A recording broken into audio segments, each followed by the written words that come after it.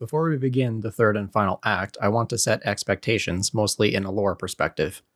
The upcoming big conflict is massive. I will touch on things the books don't directly mention so you can get an idea of the scope of the conflict and the meaning of the results. Beyond that, I want to take a second and address the people who ride Comstar's dick harder than Mindo Waterly does. The get bent space weirdo meme is funny coming from Comstar, but I just want to remind you that the victory that granted you that meme is hollow. You lot get your shit pushed in so hard that your faction no longer exists much longer after this point in the timeline. Also add in the fact that, the clans do win. Sure, it takes a while, but they're around and you're not, so get bent, Comstar. Anyways, let's get on with the rest of this video. And what a way to begin, because first up is Romana Liao summoning her kids for the daily indoctrination process that Sun Tzu was immune to, as he had to listen to his mother recite how the Liao family manifest destiny as the heirs of the First Lord of the Star League. It's all a bunch of shite anyways, and Sun Tzu agrees, so we will move on. If you seriously thought Kai Allard-Liao was dead, well, that's your fault. While he did get knocked out, his mech was only a swimmable distance under the water, and the mech canopies are very robust so long as they don't take a Gauss rifle to the face, just like the Falcon mech that attempted to drag him down to the depths had happened to it. Kai would climb the cliffside and when reaching the top got to see the results of the battle on Alina, which was torn up and unrecognizable terrain. With the charred corpses of battle mechs strewn everywhere, Kai would however recognize the foot of a direwolf, specifically Victor's mech. Considering the mech itself was nowhere to be seen, and also not spotting a ruined crusader that belonged to Galen Cox, Kai silently hoped that Victor and what was ever left of the 10th Lyran Guards escaped. As if the universe wanted to answer that question, the roar of dropships burning at full thrust drew his attention skyward. Sure enough, the dropships belonged to the 10th, and Kai would, despite his situation, breathe a sigh of pure relief. Now in survival mode, Kai would, in his wording, distastefully scavenge the dead for any and all survival tools. Making his way to a fallen Wolverine mech, he'd access the storage locker inside the cockpit and retrieve a jumpsuit that served as better clothing than his cooling vest and shorts. The name on the suit was David Jewell. Along with the suit, he found emergency rations, more survival tools, and some personal effects that included a picture of Jewell's family. Resolving to make it off Alina to personally tell Jewell's family that his sacrifice saved Victor, Kai headed out into the wilderness of Alina, controlled by Clan Jade Falcon. Introducing bit by bit the way of the clans to his bondsmen, Phelan Wolf would be doing his best to deal with the fighty former heir of Rosselhog, Ragnar Magnusson. Still not coming to terms with the clans and Phelan's motives, the arrival in raw words of Star Colonel Natasha Krensky got the young hotblood to concede for the time being. However, the news the Black Widow came with was not pleasing to Phelan, as Cirilla Ward, the matriarch of House Ward, was dead. She would hand him a holodisc and tell him to watch it until he understood what was contained within. Natasha would take Ragnar with her and leave Phelan alone in his quarters. Given all the support, encouragement, and like-mindedness he shared with the elder Ward, her passing struck him hard. The message would go on to indicate that Cirilla had only one regret, and it was with Phelan. The regret was not being able to personally see Phelan's great rise.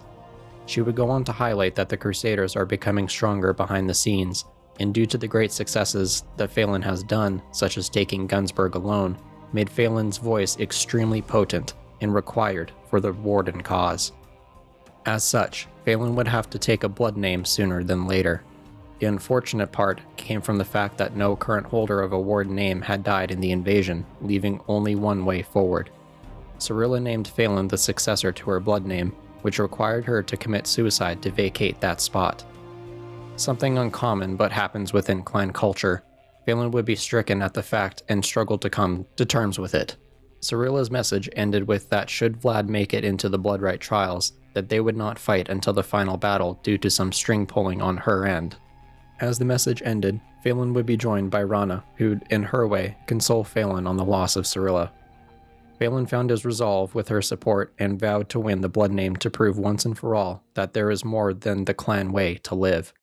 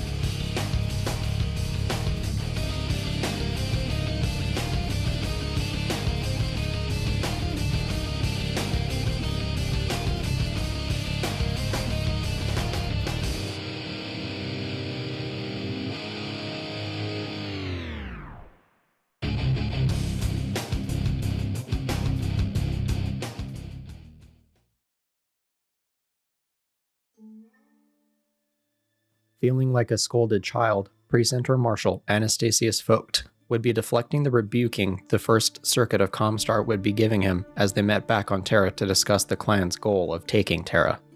Wondering how Focht didn't sniff out their goal would be a concern to two of the Precentors.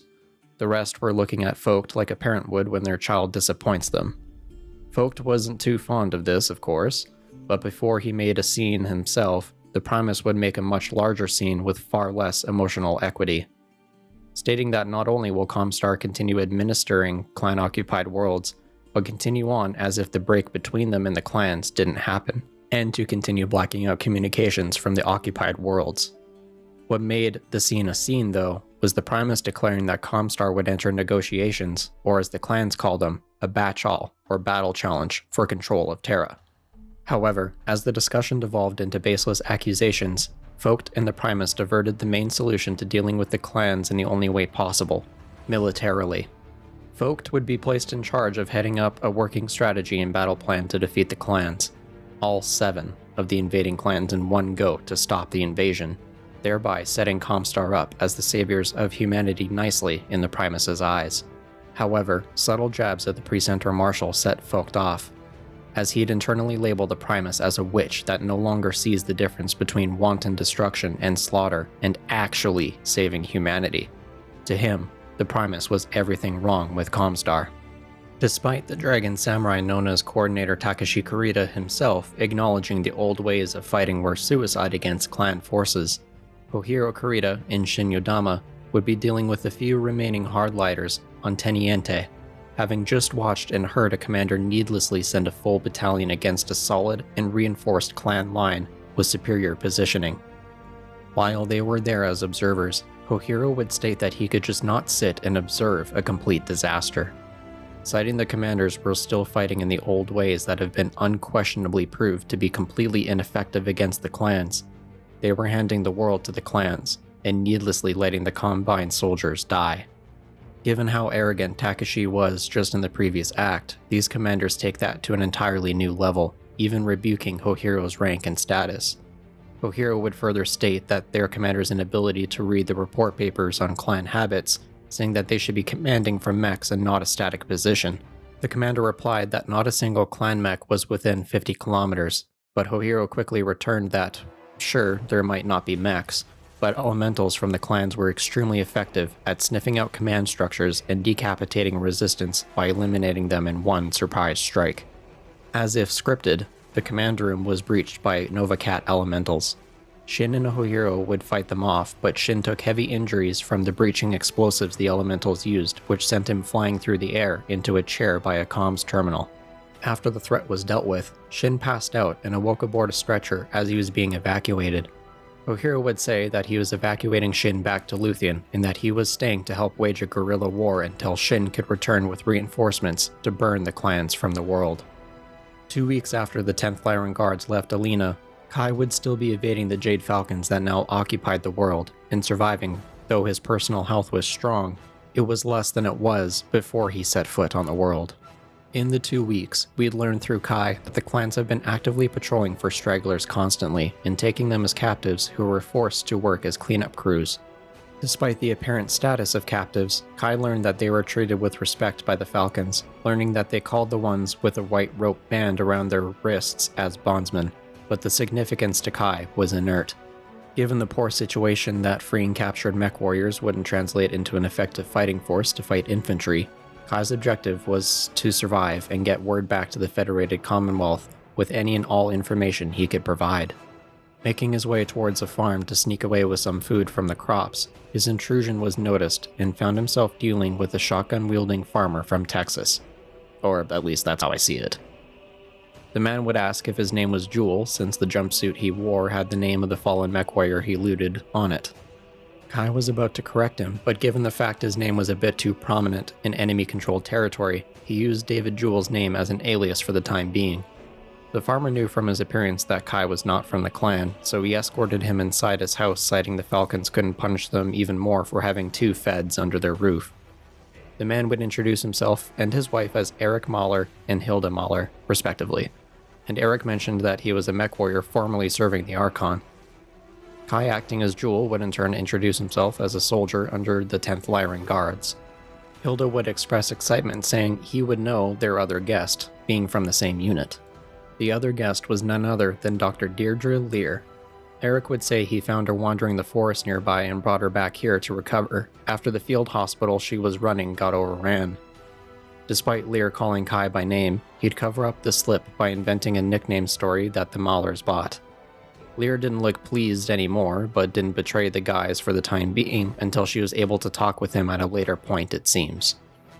That conversation came, but quickly derailed into boiling anger on both their ends, as Lear is probably the most human-thinking person in Battletech that constantly questioned war, the death and destruction behind it, and the lies it ruins, feeding back to the senseless requisite that nobles are somehow more important than everyone else. But Lear is almost too human to the extreme, so she does grate my nerves a whole lot, and I don't know how Kai tolerates her. Either way, the terse exchange was as it was, and Lear left Kai alone to clean himself up after 2 weeks on the run. Shifting our gaze to New Avalon, Hans Davion, first prince of the Federated Commonwealth, would summon his new head of intelligence, Alex Mallory, who was Justin Allard's second.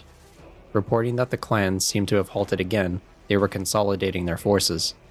Mentioning the report that the Draconis attempt to evict a clan force was met with miserable failure, since 2 Old Way fighters were heading the attack didn't surprise Hans.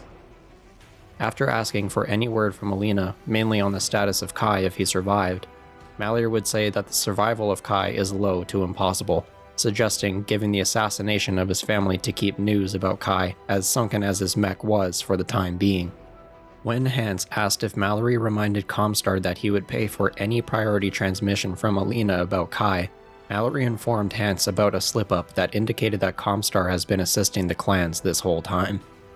What tipped off this realization beyond the comms blackout was the efficacy of the clan invasion. Mallory suggesting Comstar must have been feeding up-to-date information on the worlds the clans target before their invasion. The main takeaway was that when Mallory began asking questions, he was transferred to the New Avalon Pre-Center himself, whose words were suspiciously PR speak coming from Comstar. As we touched on in the previous section, we know that this is because the Primus ordered the Pre-Centers to say that Comstar has become concerned about the clans. Pondering the what-ifs did lead the 2 men down the road that Comstar's reaction recently is highly suspicious, and Mallory, while guessing, accurately surmised that Comstar must have discovered that Terra must be involved with the clans, and Comstar would sooner die to the last man than let anyone have Terra. Further suggesting that Pre-Center New Avalon's response was a soft test to see if Hans would send support to Comstar, they went down the list of the other Great House leaders to predict their own reactions. The Combine was as exhausted as the Federated Commonwealth, and stripping troops for both nations would severely hinder their ability to fight the clans on the front lines.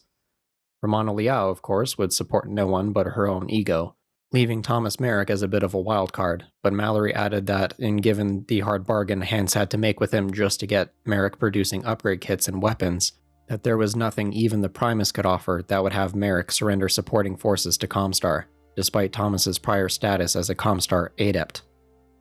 On the topic of the bargain, Joshua Merrick seems to be responding well to the treatments, as his leukemia has been declared in remission. On the topic of heirs, Hans would ask Mallory if Victor's new orders had reached him yet, as the 2 men would go on to hilariously predict Victor's reaction to the 10th Lyran Guards being ordered back to Port Mosby for rest and refit, as the unit would have to be completely rebuilt. Both men anticipate a strongly worded message from Victor stating one or all of the possibilities, such as punishment for being brought back behind the front lines or requesting a transfer to a different unit on the front. Hans would be confident that Marshal Morgan Hasek Davion, who is going to meet Victor personally, has the persuasion skills necessary to keep Victor where he needs to be. As Alex Mallory was departing, he would ask Hans what he should do if the Pre-Center of New Avalon asked for aid. Hans replied to say that they would help, but promised nothing. For 20 years, Comstar has done everything it can to hurt us, and now they have aided the enemy in this invasion. They've been playing with fire, and it will be my very great pleasure to watch Comstar get burned alive. In his virtually constructed reality, Pre-Center Marshal Anastasius Focht would be using a fantastic sci-fi machine to its full use, as within this virtual environment, Focht was God. Being able to see anything and everything he needed to at any given time, it was within this virtual space he would begin working to construct his strategy to defeat the clans. Working with a virtual version of a world called Tukayyid, he would begin cruising the planet for the best possible locations to conduct battles in favor of his forces and pain the clans on an individual level. So particular would his process be that in a simulated battle between his Com Guards and Clan Wolf, that a particular open plain at a certain point, the rolling hills made it impossible for the simulated wolf mechs to detect entrenched forces. Every small advantage he hoped would compile into an overwhelming strategy that would give the Com Guard the best chances at victory. A call from the Primus would momentarily pull him from his work, but only partially, as he would have his assistant weave the call into his virtual world, something he knew the Primus hated because his virtual self was expressionless and the Primus feeded off being able to read people. Focht would present the world of Tukayyid to the Primus, saying upon this agrarian and sparsely inhabited world would be Terra's salvation. Given that neither the Primus or Focht himself want the Battle to take place on Terra itself, Tukayyid presented other advantages for Comstar such as open battlefields away from civilization, mountains for hit and run, fair weather to promote aerospace and dropship flight, and being a farming world, had many storage facilities that can be used for all of Comstar's supplies and munitions. While Focht would state that Hakon Magnusson had not yet granted the right to land on the world, the Primus would wave it off casually, citing the prince's desperation for any victory and Comstar offering to defend the world for him would assure Tukayyid to Focht, and indeed it will. Focht added that he has begun summoning the Com Guard, requisitioning everything he needs for a month-long campaign. The Primus would be taken aback by the time frame, saying Focht should be able to win in a matter of hours like the clans do. Focht would more accurately state that fast victories are the clans' strength. Long and drawn-out battles of attrition are their Achilles' heel. The Primus would still jab at his abilities, wondering why he is not as confident about victory as she felt he should be. We get a hint to Anastasius' past here, saying that it has been decades since he was in a battle mech, and even commanded the best forces of the Lyran Commonwealth in service of the Archon Katrina Steiner. He goes on to say that he was never always victorious, but he learned to respect the enemy, and the clans demanded every bit of respect he had. His last request to the Primus would be that he would personally go out to make the Batchal to Ilkhan Kerensky himself. With strong protest, even Anastasius' sound logic didn't convince the Primus for the time being, though his warning telling the Primus to practice what she will tell Ilkhan Ulrich Kerensky for the bidding of Terra was, met with her literally hanging up the call on the spot. Anastasius would then continue as he was and prepare his simulation for another battle against Clan Novacat. Moving on to catching Victor meeting with Morgan Hasek Davion, Victor was already aware what remains of his unit was being sent to Port Mosby for rest, refit, and repair, and Victor wanting to get back into the fight to avenge the loss was stonewalled by Morgan, but for a reason Victor failed to realize. Yes, Victor has had 2 commands destroyed from under him, but if Victor transferred to a different unit, the men and women who gave everything to fight with and for Victor on Twycross and Alina would feel dishonored, as the 10th Lyran Guard is the unit for future Archons of the Commonwealth serve in before taking the throne. With that emotional reality finally striking Victor, he instead reshifted his request to the betterment of his unit, requesting that his unit be the first to rebuild in the size of a reinforced battalion, with new advanced training to counter the clans' ever-shifting tactics, effectively while having the agility of a regimental combat team that he wants to call the Remnants. Vengeful spirits back from the dead to haunt the clans. Morgan would be proudly amused and grant Victor's request. Meanwhile, Kai would be finishing up his efforts to help the Mahler family, as both he and Lyr had to leave, as he felt and knew in his heart that the longer they stayed with them, they're only putting them at greater risk of discovery and punishment by the clans, and that was not ideal. Not taking no for an answer, Eric insisted on taking Kai and Lyr into the nearby city by hover truck, which Kai accepted, but made the strong point that they will depart if the situation turns out to be any hint of sketchy. While discussing the logistics of sending a very expensive message with no money back to Hans Davion, Kai included Lyr on his concerns he's had since the attack. Citing that the clans must have known Victor was on world as they focused on him, that the clans had not shown to do before, led him to believe Comstar was involved. As such, keeping the David Jewell alias was important to get the message out. Kai would further add, sending the message would not be a problem, as there are blind accounts that Hans Davion set up with Comstar that, if you know of, are paid by the prince to be sent in case of emergencies. Lyra would question why she didn't know, or if it was a noble-only thing. Eric Mahler would jump in, saying that officers of Kai's and even Lyra's rank are told about them in specific training classes that Lyra would apologetically admit she skipped in favor of a medically focused program instead of it. When Eric asked Lyra for her unit number and FedCom rank and ID number, which he said is all Lyra needs to know about the blind accounts, the number she answered with set something off in Kai's head, as the number marked her as someone born in the Capellan March, wondering if her hatred of him had something to do with the Fourth Succession War. Eric would let the pair off a few blocks from the Comstar facility, disguising themselves as lost refugees hailing from the Combine who were displaced here. Kai and Lyra would make their way to the facility, and both found it odd that the facility was more like a palace among wooden huts in a metaphorical sense. Everything about the situation was off for the two of them, but they had to trudge on.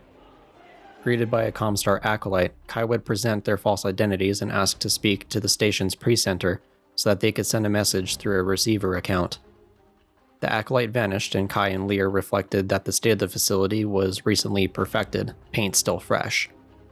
Though the larger red flag was that there was not a Comstar facility here before the invasion this year. The acolyte returned to bring them before the Demi Pre-Center Khalsa, instructing Kai to leave his backpack in the lobby where it would be guarded. While he preferred keeping the pack with him, Kai didn't want to risk drawing attention and acquiesced to the demand. Meeting with Demi Pre-Center Khalsa, the man came off as creepy to the both of them, but Kai would present the necessary dummy information to send the message. Khalsa would take a turn on his expression to fit a more darker theme, as he called attention to the fact that the message was being sent to New Avalon and using military codes. Kai retorted that it should not matter and to send the message anyways, since that is what Comstar is there for, sending messages. Khalsa would declare he knows who they are, further adding that the clan's own Alina, and Comstar is administering it for them. Lyra said that the account codes shouldn't have betrayed them, but the Demi Pre-Center revealed the codes didn't, but Lyra herself did, as Khalsa recognized her from the Christmas party she attended before the invasion. Two armed guards entered the room to imprison them. Khalsa turned on full Crete mode towards Lyra, and while Kai playfully claimed his harmlessness, Khalsa also added that using his backpack he left in the room, he knew who Kai was as well, except he didn't. Because of the personal effects he took from the downed Wolverine to Comstar, Kai was David Jewell, and that metaphorical mask was all Kai would need. Phelan's first fight in his Bloodright trial would be getting underway. To describe the process simply, eligible warriors would go through 5 one-on-one fights ending with one sole victor. Victory is necessary, death is optional. To start, each warrior deposits their challenge coin into a gravity conical. To those of us in real life, imagine those coin wells they had at Walmart years ago where you'd watch your quarter spiral down and down. However, instead of the first coin being a winning coin, the clans see it as the prey coin, where the second coin is the hunting coin and is considered superior. The winning hunter coin gets to pick to fight augmented or unaugmented, simply meaning that unaugmented is fist and foot, where augmented is mounting up in a mech, elemental suit, or aerospace fighter.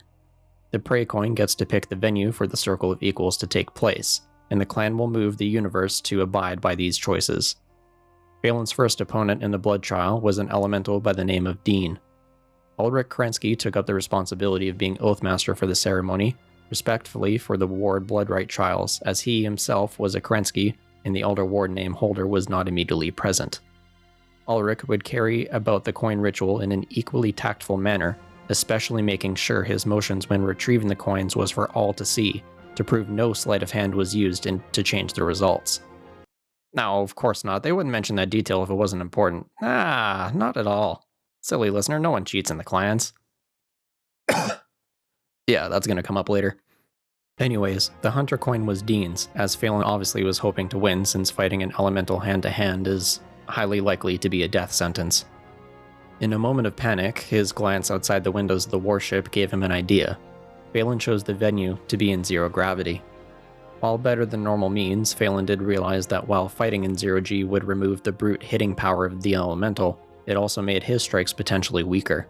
However, Phelan did still have an advantage since most clan warriors despised fist fighting, and Phelan had a natural knack for it, as well as his training with Evantha Philateral, who is an elemental herself. Phelan's original game plan of using Dean's mass against himself by getting the elemental to commit to zero-G movements that would have him slam into objects in the completely cleared out hangar of an assault dropship was that he would knock himself out. After the fourth dive into the deck and girders, Phelan realized Dean was just getting angrier as time went on. Realizing the only way to win now was to get close, Phelan managed to become a backpack to Dean as he latched onto the massive man by hooking his limbs around his back and arms around his neck. Dean thought Phelan was trying to break his neck or choke him, and would call attention to Phelan's feeble attempts to do so. However, that was not what Phelan was doing, as by the time Dean realized, it was too late. A move taught to him by Evantha was to squeeze a particular artery to deprive the brain of oxygen, that way since the neck of an elemental was too large and muscly to squeeze the windpipe. Or at least Phelan was physically incapable of overcoming that. Regardless, because of the man's size, he was unable to reach behind him to grab Phelan, and eventually he would pass out, making Phelan the victor in his first round. Natasha Kerensky would be there to greet him immediately, going on to tell Phelan that in the first round, 8 other warriors died. Phelan would ask hopelessly if Vlad happened to be among the slain, but the universe was not that kind, as Vlad had apparently won the coin roll, fought, and killed his elemental opponent in 20 seconds. With Phelan stating his stance that he doesn't feel the need to kill his opponents, as to him, no warrior was useless in defeat. Natasha countered that people will say that he doesn't have the stomach to kill, but that was a good thing in his mind, as everyone would default to underestimating him in the coming trials. Shoving Kai and Lyran into a containment cell that pushed the definition of makeshift, the two would be left alone until a ComGuard unit came to collect Kai. In an inspection of their surroundings, they managed to find abandoned myomers belonging to a mech. After explaining how they work, Kai hatched a plan to escape that would require the myomers, electricity, and Lyr's ability to stuff down her annoying hatred of Kai. Meanwhile, Demi-Precenter Khalsa continued being the Lord of Creep and began to Facebook stalk Lyr by pulling up her service record. Having realized his error of leaving his fantasy pet alone with Kai, he'd take 2 guards with him to the cell to retrieve her. However, as the door opened, Kai flipped a power switch that he rigged up with loose wires to the myomer finger, enabling the artificial muscle to flick a water heater in the room with godlike power and crush the 2 guards the Demi-Precenter brought with him. Kai would knock out the man and quickly grab one of the infantry rifles from one of the dead, just in time to take down a 3rd guard that showed up. Looting Khalsa's office, the two would make off with his hovercar and escape the city. Sometime after, Khalsa would summon a representative from Clan Jade Falcon to handle tracking down and eliminating David Jewell. The man he spoke to was an elemental that, from the start, was not like the others. The man was observant, patient, and highly intelligent, as he would perfectly read Kai's efforts of distraction and motives. Khalsa would demand the elemental bring back Jewel's head, but the elemental said what the man wanted to hear, as he had different plans. The elemental's name is Taman Malthus, and spoiler alert, he's the kind of person that you can't help but want as a best friend. The 2 Draconis commanders Shin Yodama had the unfortunate duty to babysit back to Luthien were clearly expecting something that was not in the possibility of happening. As both men begged Takeshi Kurita to carry out a samurai's justice on Shin Yodama, Takeshi flipped the script and told the commanders to deal with themselves instead, as they were the traitors, not Shin. I don't like Takeshi personally, but that was a pretty cool move. Moving on, the dire situation on Teniente was not looking too good in the short term, but Hohiro's guerrilla forces were keeping him and his men alive for the time being. However, the situation would be made worse by Theodore Kurita telling Shin that the attacks by 3 clans, Smoke Jaguar, Nova Cat, and Ghost Bear, had stretched the Combine's still-shattered forces from the conflict on Luthien far too thin to mount a rescue effort of any kind, essentially forcing Theodore to abandon his son to his fate for the sake of preserving the Combine. An interruption from Omi would break up the ever-increasingly bummer of the situation and present an alternative. Playing coy, she would suggest that if she had a friend who had a regiment of troops, if they could be allowed to save Hohiro. Theodore picked up on her meaning immediately, and after careful thought considering the previous promise made between him and Hans Davion, made Omi swear to a condition, that she would no longer talk with Victor Davion. Omi would agree with great sadness, but out of her love for her family, it was a necessary sacrifice. Theodore would allow Omi to go ask Victor to save Hohiro, and Takeshi would give a fatherly and friendly warning in that infighting with one's kids is possible to win battles, but not the war. Meeting with the Ilkhan at his request, Phelan and Ulrich would have a conversation about the recent battle with Rosselhag, and Phelan's continued stellar performance, highlighting actions that he took to save a dam from breaking and causing a lot of damage and death by diverting enemy forces off the area by himself. Ulrich would lament the irony of Phelan's performance and personal goals to the pedigree of the specific war blood name he was fighting for. Explaining how pedigrees work in the clans, Ulrich would briefly mention the Jade Falcons had a blood name almost completely disgraced, where the event that dragged it down was the leader of the Falcon Guards holding the Malthus blood name, walking into an ambush on Twycross that wiped them all out. As a result, no mech warriors touched the name when a blood trial was opened, and instead went to an elemental who didn't seem to be bothered by that reality. Phelan would shift the conversation, sensing Ulrich didn't summon him to talk about blood names, and Ulrich would level with Phelan and ask him about the Comstar enigma. After having to stop himself from laughing to answer Ulrich's question if Comstar could unite the Great Houses against the clans, Ulrich added Phelan's reaction to match Natasha Kerensky's and her archivists to write off that idea completely. Settling on that Comstar would be the sole opposer to the clans, he'd asked Phelan about the Com Guards, their status and size. Ulrich would make his own conversation shift to ask Phelan about the Precentor Marshal himself. Phelan would take a few guesses based on what he knew, as from the man's German and him saying he spent time at the Lestrade estate pointed him to being from the Lyran Commonwealth. As Phelan was exhausted of information, Ulrich would present Phelan his own revelations by telling Phelan that no one by the name of Anastasius Focht graduated from the Nagelring, let alone existed before Comstar, leaving him to believe Focht was an alias. You see, Phelan, the name Anastasius means one who will rise again, or resurrection. Focht is an old German name meaning one who fights. I can see the man who is the Precentor Marshal adopting that name in triumph at his return, or as a constant reminder to avoid that which caused his downfall before. A man who is capable of choosing that name is most dangerous.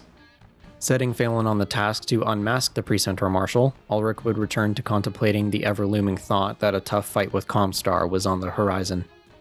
Summoning the Precentor Marshal back to Hilton Head to remove him from his virtual reality program, the Primus would review Focht's preliminary outlines for requisitioning almost all Com Guards and the necessary supplies to wage a battle with the clans, including the mech army stored beneath Hilton Head itself, bringing Focht's Com Guard forces to 50 battle mech regiments, a single banner force not seen since the Exodus.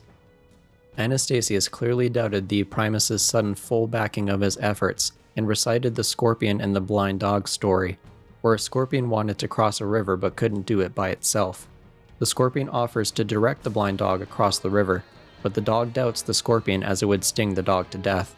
In the middle of the river, the Scorpion stings the dog. As both begin to drown, the dog asks why, and the Scorpion says, "It's in my nature." The Primus quickly cuts in and says she's not a Scorpion and will not sting him. After making a seemingly convincing enough point at having been brought around to his side of thinking, Anastasius would apologize and return to his preparations. The moment he left, the Primus returned to her Emperor Palpatine impression and vowed Comstar's success regardless of the outcome on Tukayyid. Yeah, who could have seen that coming? As recruiting new soldiers to his remnants, Victor would be alerted to the arrival of a Draconis drumship that entered the system with a Leopard dropship inbound. After a comms hail went through, Victor would greet Shin Yodama, who then played a holo message from Omi which explained the situation with Hohiro. The briefest moments of imagining the Combine's fall at losing Hohiro would be as fleeting as any other disastrous thought Victor had before. While saddened by the situation Omi was placed in, Victor related to the fact that they both are trapped by who they are. Duty to their family and nation come first, and as such, that intensity Victor was known for that always resulted in victory took over. Victor has a rescue mission to plan. Kai and Deirdre would still be making their way around Alina, avoiding detection and surviving. The date is now March 1st, 3052. Having been abandoned on Alina since January 5th was no small feat, as both of them rounded off each other's survival skills perfectly. In this time, Lyr had become more tolerable and made an effort to get along with Kai, but clearly there was still some deeper animosity that he had narrowed down to something to do with his father, Justin Allard. While taking a drink from a stream, Kai would feel a gun barrel at his neck. Two bounty hunters with freshly sewn on patches of the Jade Falcon emblem had Kai at gunpoint, though Lyr was currently hidden. The talkative bounty hunters said that Comstar and Clan Jade Falcon wanted Kai, or David Jewell, really bad. Though as Kai said he'd go peacefully, the two men thought better of it as dead prisoners don't escape.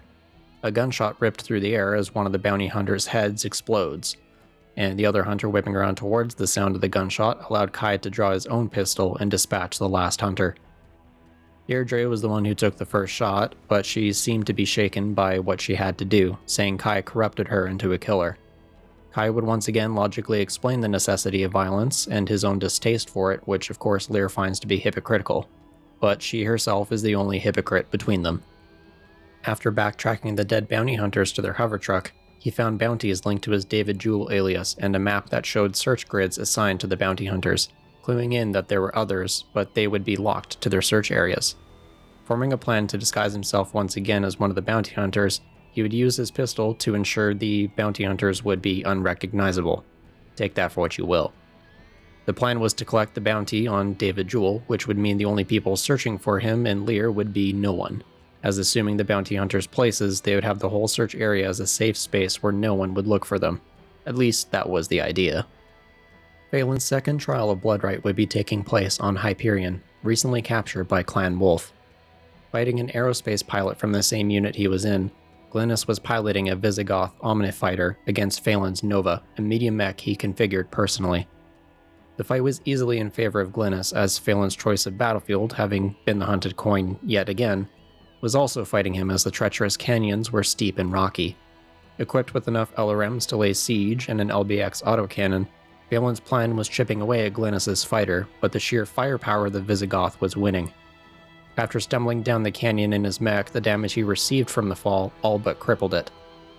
Mulling over why he was even fighting and debating ejecting to give the win to Glynis, Phelan realized that thinking was only logical to someone in the Inner Sphere, but Phelan was a Clan Wolf warrior now, and the clan's concerns were now his concerns.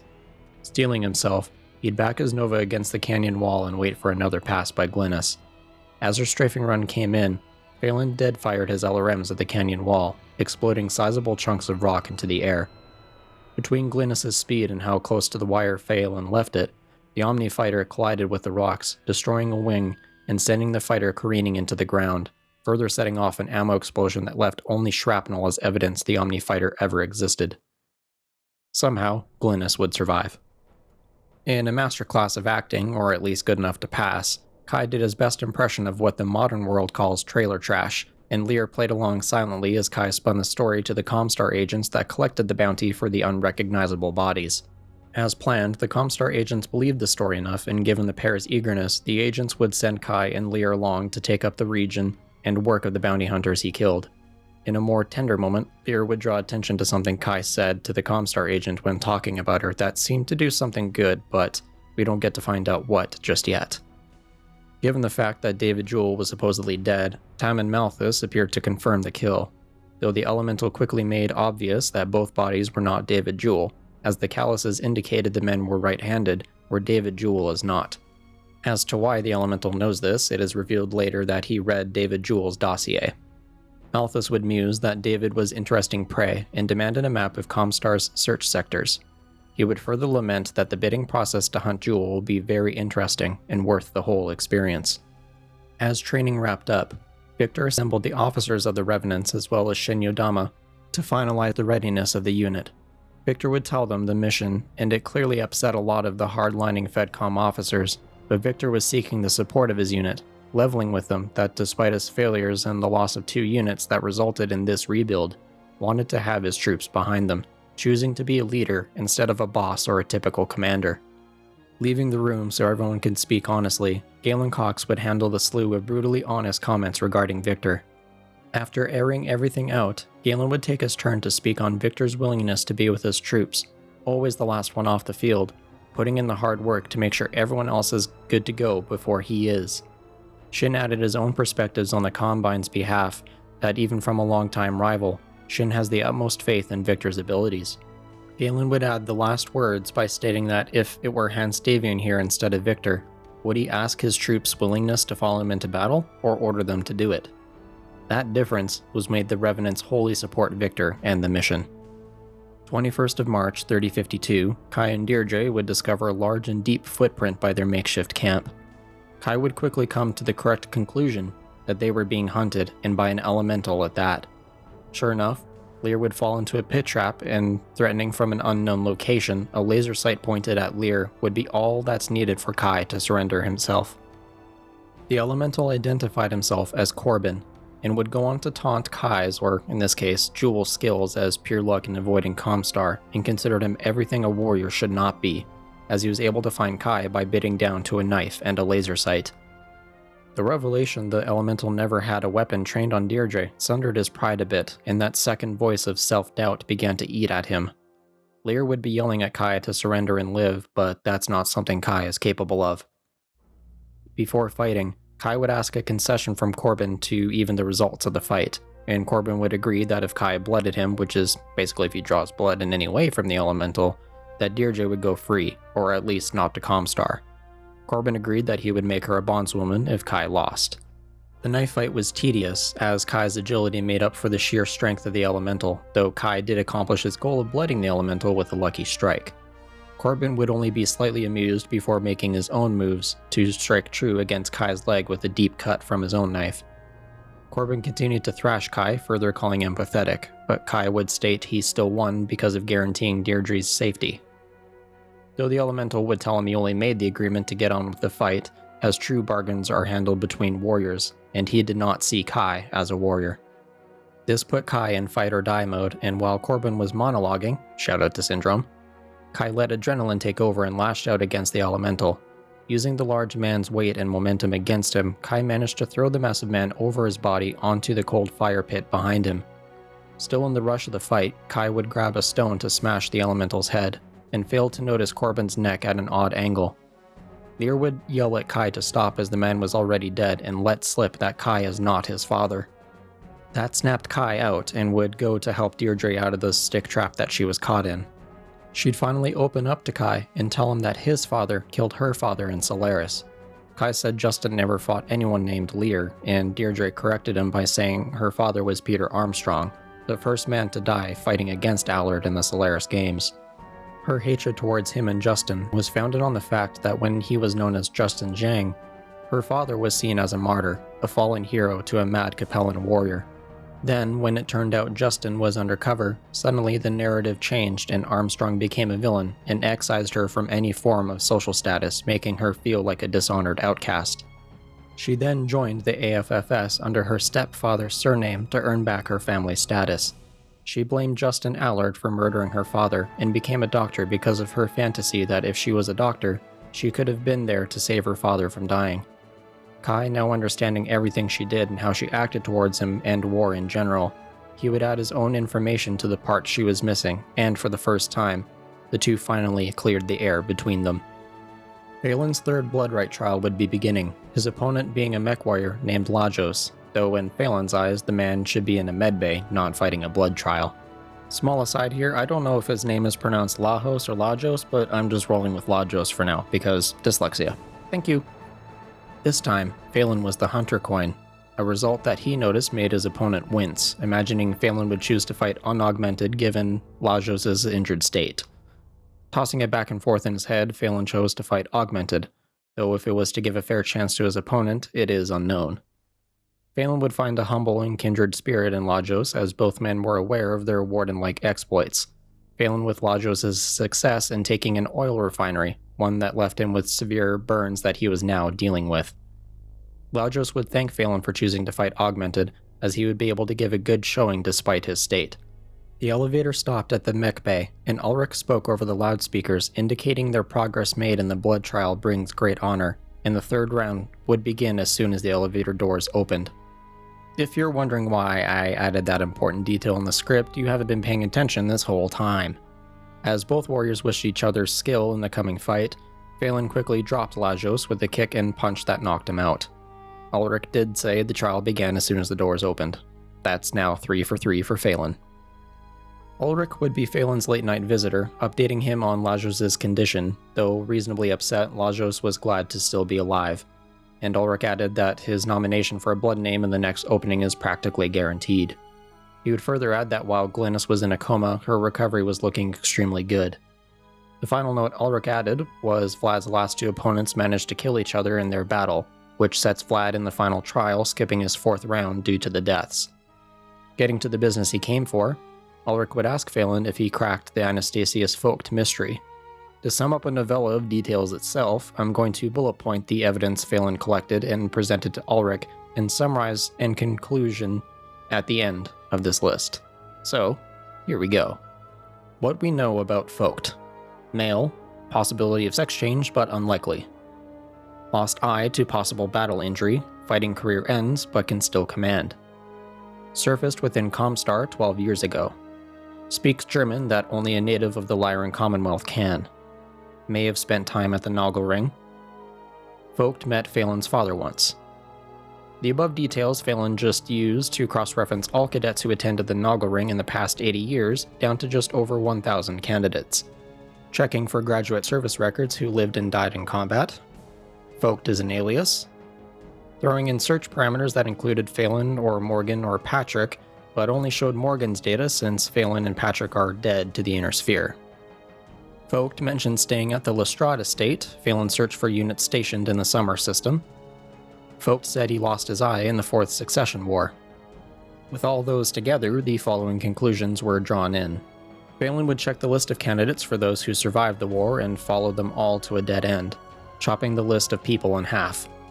After leaving in the filters that searched for social contacts with the Kell family, the resulting names were all people dead or MIA. Phelan checked death certificates, autopsy reports, and manually poured over the data to confirm those stated dead are actually dead. Phelan, with a chill, noted he found an image of a memorial marker for himself on Ark Royal, a detail that even evoked an emotional reply from Ulrich, saying that cannot have been a pleasant experience, and seemingly hung on to a thought before being brought out of it by Phelan continuing his report. However, seeing the memorial sparked a memory for him, and he'd show Ulrich the Steiner mausoleum where Phelan would tell a quick tale to set up the context. After Archon Katrina Steiner died, I was present at her funeral. She was interred in the family crypt along with other Steiners of note. I recall hearing at the time that one of the memorial plaques in the tomb marked an empty casket. If not for that bit of family gossip, I think I would have dismissed my best candidate. Phelan would then pull up a picture of who he believes to be Anastasius Focht. This is the man I believe to be the Precentor Marshal. He studied for 3 years at the Nagelring, but transferred to and graduated from Sanglamore on Skye. It was during this time in Skye that he first came to the attention of the Lestrade family, and they cultivated his friendship. He commanded both the 7th and 10th Lyran Guards, which rumor says may be Victor Davion's current unit. The next Archon often emerges from the 10th Guards, and our man was a likely candidate at the time. His claim to the title had to be put on hold, however, when Katrina Steiner successfully rebelled against Alessandro Steiner, putting her on the throne. It was at that point in Focht's life that Aldo Lestrade became a major influence. Aldo was adept at political intrigues, including the planning and execution of several assassination attempts against Archon Katrina. The last of these came in the middle of the Fourth Succession War. What of his military career? What sort of commander was he? He was a fine leader. His men called him the Hammer because of his predilection for concentrating firepower on specific targets.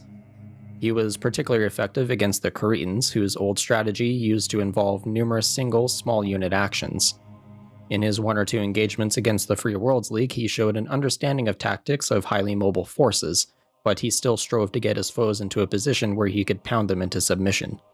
Ulrich would comment that a man who adapts strategy to fit his enemies makes him an extremely dangerous foe, to which Phelan agreed. Phelan would go on to answer Ulrich's question if Focht was capable of treachery. Phelan did not believe so, citing the following. I think he is a warrior first and foremost, Ilkhan. Because of the Lestrade's political meddling, he and his unit were assigned to a suicide mission during the Fourth Succession War. He acquitted himself well in the end, surrendering to Theodore Carita to save the lives of his men. His assault broke the Combine's planned counterstrike into the Isle of Skye. It is believed that Theodore executed him. Ulrich would confirm in his own way by saying the general appearance and age and coloration are correct, further agreeing the military and training lines match up with his readings of the man. Ulrich would order a full report of this candidate and Phelan's other top 4 to be ready for the next day, as the rush precluded the arrival of Anastasius Focht himself in just 3 days. Ulrich smiling at the thought of Focht bargaining away Comstar to the clans. I presented the mystery of Focht in the previous video, saying I would reveal it at the same time as our characters realize it. Now is that time. Phelan's top candidate would prove to be true in the immediate future, as Anastasius Focht was a man previously known as a rebel who led a coup against Archon Katrina Steiner and was presumed killed by Theodore Corrida, and that name was Frederick Steiner. Met with the importance that only such a momentous event could command, the Batch Hall for Terra was one of ritual, as the Pre-Center Marshal strode across the bridge of the Direwolf warship in time with the old Star League anthem playing over the speakers, walking down an aisle created by lines of clan warriors who saluted the Comstar War Master, Focht giving the same respect as he would his own troops as he passed. Ulrich and Focht would exchange greetings and move into the holotank to begin deliberations for the Batch Hall. Anastasius would admire the holotank as it made his own virtual reality gear a toy in comparison, the holographic technology good enough to look real to the human eye, as planets of the inner sphere hung in the air. Before beginning, Ulrich would ask a favor from the Pre-Center Marshal. I have recorded a holodisk I wish transmitted to Colonel Morgan Kell of the Kellhounds unit. I wish to tell him his son lives and is one of my most valued warriors. You know families far better than I, the petty rivalries and deep feelings that run between members. Our culture, as you know, stresses strong clan and house ties at the expense of family unity. If this is a weakness on our part, it matters little at this point. I do not wish to cause suffering to the Kells because of our need for Phelan. Is it not what they say in the inner sphere? Blood is thicker than water, Quiaf? I have not informed Phelan that this message is to be sent, but I will allow him to receive any reply. If you wish to include a message of your own to Colonel Kell expressing this, or including your own impression of Phelan's life here among us, please do so. And of course, I know the Primus may prevent the transmission of this message, given the state of our relations at this point. Anastasius would realize partway through that this version of Ulrich was different. He was dealing with the Khan of Khans now, and that demanded Focht to tread even more carefully. However, at the mention of circumventing the Primus, Focht only returned a treasonous smile that he said he would send the message along regardless of what the Primus says. Getting down to business, both men swore not to betray the other and let the clarity of battle determine the outcome that brought them here. I am Anastasius Focht, Pre-Center Marshal of Comstar and Supreme Commander of all Comguard troops. Mindo Waterly, Primus of Comstar, and Keeper of Blake's Sacred Word has assigned me the duty of negotiating this battle. What I offer, I warrant is true and free of deception. I am Ulrich Kerensky, Ilkhan of the clans and Khan of the Wolf clan. It is by my own authority in this action for the Grand Council of Khans that I enter negotiations with you. What I offer, I warrant is true and free of deception. As defender, Focht chose the battleground, the agrarian world of Tukayyid. Discussing the note to civilians, Focht said all but skeleton crews for necessary industries will be evacuated. Religious communities will not have battle anywhere close to them, and any hazardous industries will be taken offline for the highest safety level. He would also state Comstar would cover half of the costs of damages and repairs if the clans cover the other half. With minor clarification upon clan victory, Anastasius agreed to Comstar handling the repatriation or relocation of Tukayyid citizens. Ulrich's words further alluded to something that made Anastasius's hackles rise in grave concern, as Ulrich's words softly caressed theoretical statements that closely or precisely reminded him of his past, as the Ilkhan made a broad statement. I, after all, value a force more than some politico who might throw away a crack unit like a rook sacrificed in a gambit. In his mind, Anastasius felt like someone was walking on his own grave, wondering if the Ilkhan managed to figure out his identity or if Phelan did. Regardless, the Ilkhan's words struck true, and even without saying it outright, Ulrich knew he was dealing with the man formerly known as Frederick Steiner.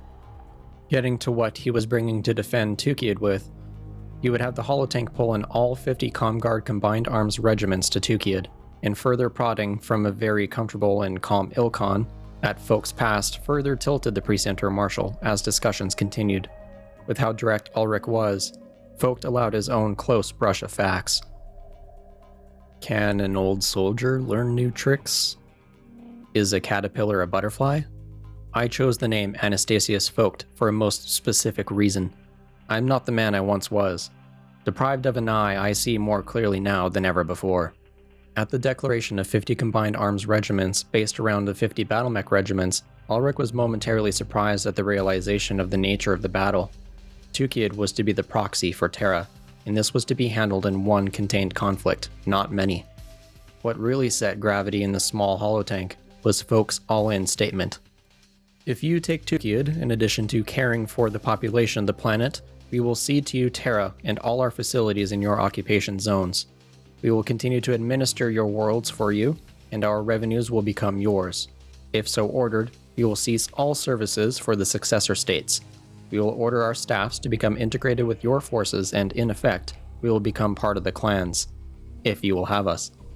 The statement now set Ulrich seemingly on edge, with the massive stakes put forth by Comstar, and when asked if Comstar is victorious, they would want something.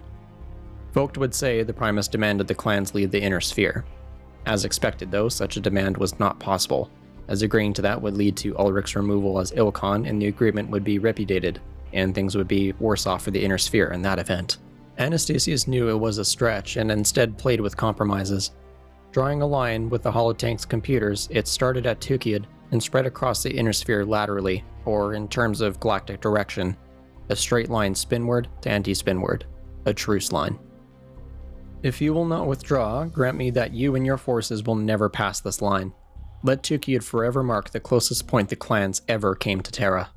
While agreeing to the truce line, forever was not in the cards for the clans. Ulrich countered with 1 year's armistice, just like the previous year's retreat, expecting the Inner Sphere to make great strides in preparation again. Focht countered with a century. Ulrich responded that the Grand Council would soon entertain forever than a century, and returned with the offer of 5 years. Given that 5 years is nothing to the long-lived free-born peoples of the Inner Sphere, he then asked for 60, the average career of the Sphere's finest military leaders. Even remarking the similarities to mayflies, Ulrich added that 12 generations of clan warriors would come about in those 60 years, leaving Ulrich long dead past his ability to ensure any truce stood, encountered with 10 years. Another counteroffer from Focht asked for 30 years, but again was not possible, for Ulrich who returned with the final offer of 15, as he felt he can remain Ilkhan long enough to ensure the truce runs its course. Realizing that he is Ulrich to the wall, Focht accepted a 15-year deal. Ulrich inquired as to the time frame for this battle, in which Anastasius asked if May would work, which Ulrich said that it fits with operational possibilities. Well bargained and done, both sides would depart to assemble their troops for the Battle of Tukayyid. Back on Terra at the Hilton Head First Circuit facility, Primus Minda Waterly would be showing her personally selected successor of Precentor Lyran by the name of Sharalar Mori some things that she had been working on, or whatever weird shit the Primus was into. Don't know, don't care. Although knowing the Primus, it was probably snuff. However, what's important here is what I'm about to talk about. Waterly would ask Mori what she thought of Anastasius' bargain with the clans for a 15-year truce. Both women wished the truce was longer, but accepted the reality that 15 years was pushing hard in clan eyes. Though Waterly accepted that reality for a different reason, born of malice. Playing theoreticals with the Precentor, Waterly would push Mori and ask her what she might do in 15 years if she was Primus. Logically guessing how a Comstar victory might look, Mori said the clans would undoubtedly eject all Comstar personnel off their occupied worlds and undo all the work they've done in these years. Further citing if the Draconis Combine and Federated Commonwealth don't stop the clans, Comstar would not be able to protect Terra, and the clans would win it eventually. The necessary requirement of uniting the Great Houses was needed in order to end the clan threat completely. Given both women agree, the odds of that are slim, since by now no one really trusts Comstar as far as they can throw them. It was clear the Primus was getting at something else, and Mori called it correctly by asking why she seemed to not care if Anastasius wins or loses on Tukayyid. The Primus revealed her inner thoughts to her favorite successor, calling Anastasius an old soldier who only sees a glorious battle, the battle of his career, and win or lose, deemed him useless now, as Anastasius seeks to protect Comstar while Waterly herself remains true to the sacred word of Blake, reforming mankind. Mori hid her disturbed reaction perfectly and played along with the Primus's madness as she continued to talk, calling up from her computer by name of Operation Scorpion. Yeah, who else saw that coming from light years away? Don't worry, the roast of Primus Minda Waterly will be at the end of this video. Yes, Sharalar, it is a plan audacious in its concept yet simple in execution. Phase 1. Stage revolts on all the clan worlds we hold, trapping the garrisons and liberating the worlds in the name of Comstar. That will bring Comstar the glory of being mankind's savior. Phase 2 would be revealed by Mori's comments on shutting down all facilities in the successor states would cause panic and confusion from people that Comstar needed as allies. And oh boy, here we go again. Stars, it pains me to write and read every single thing from the Primus, but here we go. I want panic in the successor states. It is the incredible power of arrogance of Hans Davian, Theodore Carita, and Thomas Merrick that allows them to believe they can ignore us. Each was asked for support in our defense of Terra, but all we got were empty promises. They believed us useless, and I mean to prove we can still hurt them. An interdiction that extends to the whole of the successor states will yank their choke chains and remind them how truly vital we are if they ever hope to oppose the clans. Then, as we did with the Federated Suns 23 years ago, we will lift the sanctions in return for concessions. We will force them to use us as the clans have on their occupied worlds. In fact, when communications are open between the capitals and outlying worlds, they will find that situation already exists, de facto, so they will have no choice but to accept. Hey, can someone please shoot her? Like now? Please? Accurately stating the First Circuit and Focht would not allow this plan to happen. Of course, the Primus said they will not know about it, and trusted Mori implicitly as her right-hand woman in all of this in some twisted evil parenting way. Putting Mori's abilities on center stage, the Primus needed her skills of subtly and subverting typical channels to get word out to the lesser precenters and demi-precenters to launch Operation Scorpion at the same time the Battle of Tukayyid would take place. As a final, "Oh, just stop already," is the last two quotes here. It shall be as you say, Primus. I am curious, though, about your choice of name for this plan. Why Scorpion? It is because of an old folktale, Sharlar. The story of an old blind dog and the arachnid that enlightened him about reality. As we launch into the final half of this act, I just want to take a second to mention that every time I typed in Operation Scorpion onto my script, it wanted to autocorrect it to Operation L. Take that for what you will. With their only other chance to send a message out, Kai and Deirdre would make their journey towards a radio telescope, a plan that hinged on a jump ship being in system to carry out a message of that nature, as otherwise light-speed communications limited their rescue to a few decades, if not centuries after it was sent. Just in case you forgot how important HPG tech is in Battletech. But Kai was secretly hoping there might be a black box located there, a secret Kai didn't tell Lyr for obvious reasons, but would share it if they came across one.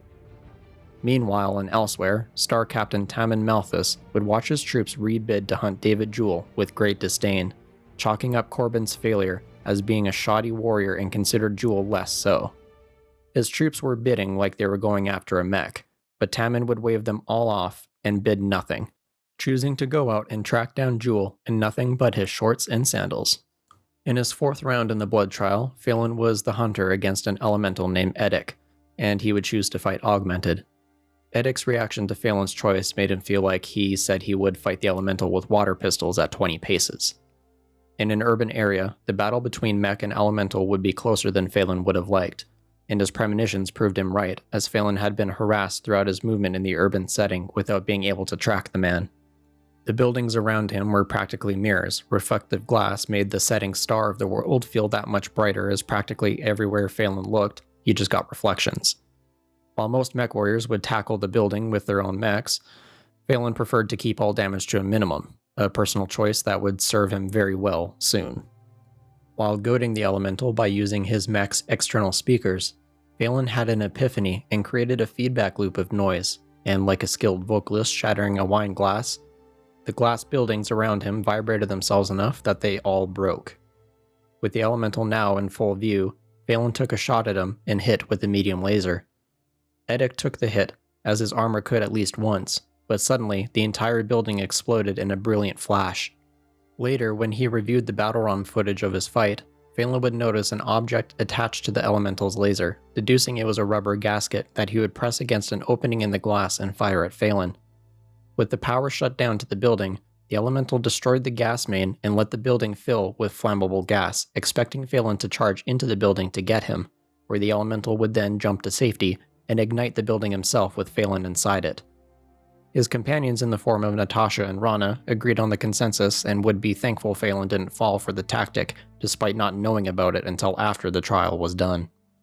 The gathering would turn into a nice casual evening as Ulrich would join the group and notice Natasha sipping away at a beer and asked Phelan if he had another. He did, and after finding the taste more than satisfactory, made a jest about taking the world it came from just so he could have more. As the discussion moved to the coming Battle of Comstar, Ulrich would say the clans would be putting to use 25 galaxies of troops, and the Crusaders guessed at Ulrich's strong desire for an unshakable Wolf victory, did everything they could to blunt his efforts, as originally, Clan Wolf would not be able to land until 2 weeks after the first, but Ulrich got that down to just 5 days. While Natasha said she preferred managing a battle long after the lines of the battle were made, Ulrich said the problem with that is the other clans were now further bidding down for rights to land first, an honor won by Clan Smoke Jaguar, though their forces were massively slashed to win that right. Ulrich would then divert the conversation finally, saying he originally came to congratulate Phelan on his 4th win, a soft, easy smile going along with it in a fatherly, clannish manner. Phelan would ask if the last round would be before or after the Battle of Tukayyid, and Ulrich answered with after, and warned Phelan to be careful, as while treachery is not something the clans do, but if he needs help on the field, some warriors might choose to move slower in response. Making their way up a small cliffside, Kai and Deirdre would stop in a small cave to rest for the night and continue tomorrow, as exhaustion was setting in for both of them. In the middle of light flirting, a voice interrupted any moment they could have had. Kai knew from the tone of voice the man that spoke must be a massive elemental, and he would be right.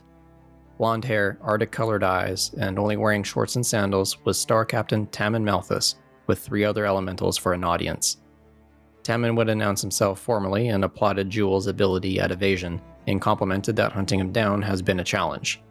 Kai would be mildly surprised that Tammin used a complimentary tone, contrasted by the disdain he got from the previous elemental he tangled with. Kai would lightly threaten them by motioning towards the needler pistol he had on. Tammin revealed his highly observant and logical nature by pointing out the gun would require 3 shots at his head or chest, added to the fact the projectiles are too light to do much damage to the large warrior, walking Kai through the scenario's outcome in his death, and in that time one of the other elementals could kill Deirdre. Kai mentioned Corbin tried to use Lyr against him, a fact Tammin would say was a great mistake, and said that should Kai beat him in single combat, he would let the pair go free. Given that Corbin made the same offer and reneged it almost immediately, Kai wanted something better than that, to which Tammin happily agreed to by offering exactly what Kai needed, a dropship and safe transportation back to the Federated Commonwealth. Kai added in that aside from him, Deirdre and the other captives from the Battle of Alina. Tammin commented that this would piss off Demi-Precentor Khalsa, which also pleased the elemental, and struck the bargain in full agreement. Kai would begin stretching, casually initiating conversation by saying he doesn't want to be too stiff for fighting, a fact and action Tammin repeated himself. Even Kai asking how the elementals found him was met with an honest answer that felt like he was talking to a fellow comrade. Once again, Deirdre would try to convince Kai to just surrender so he could live, but Tammin understood Kai's warrior mind because they were both the same, and both men would incline her as to why. Kai would tell Deirdre that she as a doctor would do anything in her power to keep someone alive, and Kai was doing the same thing, just in his way, the only way he knows how. Kai, again to make sure he would be slightly more at ease, told Tammin that he didn't want Lyr to be anywhere near Khalsa, and Tammin agreed that should Kai fail, he would take Lyr as bondswoman. Considering the other 3 warriors he brought were observers, he knew clan honor would bind them to their word. Right away, Tammin commented on how he could see how Corbin underestimated Kai and would not make the same mistake. What sounds like pompous clan goading, Tammin was actually telling the truth and proceeded to take quite a round out of Kai in a stunningly fast fashion. Even being one good hit away from going down, Kai still stood to fight, causing momentary hesitation of respect from Tammin.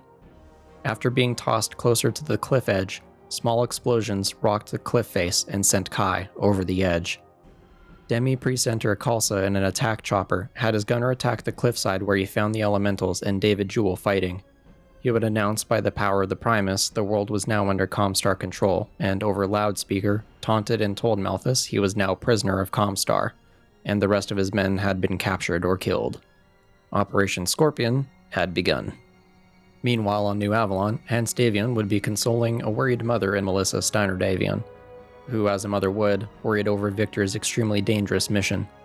The two would compare cultural differences and come to realize Victor had the best parts of Davion and the best parts of Steiner, and need not worry about Victor on the mission. Though as they were settling in, distant explosions were heard off in the distance, Hans acting like it was planned. And it was, revealing that a communication from Theodore alerted him that Comstar might be up to their usual bullshit, and Hans stayed real but fake accidents using totally real radioactive chemicals and gases to forcefully evacuate all Comstar facilities across the Federated Commonwealth. In truth, though, the trucks were hauling a harmless pesticide, something that only Hans and his level of humor would do. What better than a tanker truck hauling insecticide to get rid of a load of pests? Operation Scorpion indeed. Theodore Krita has a magic 8-ball somewhere, I'm just sure of it.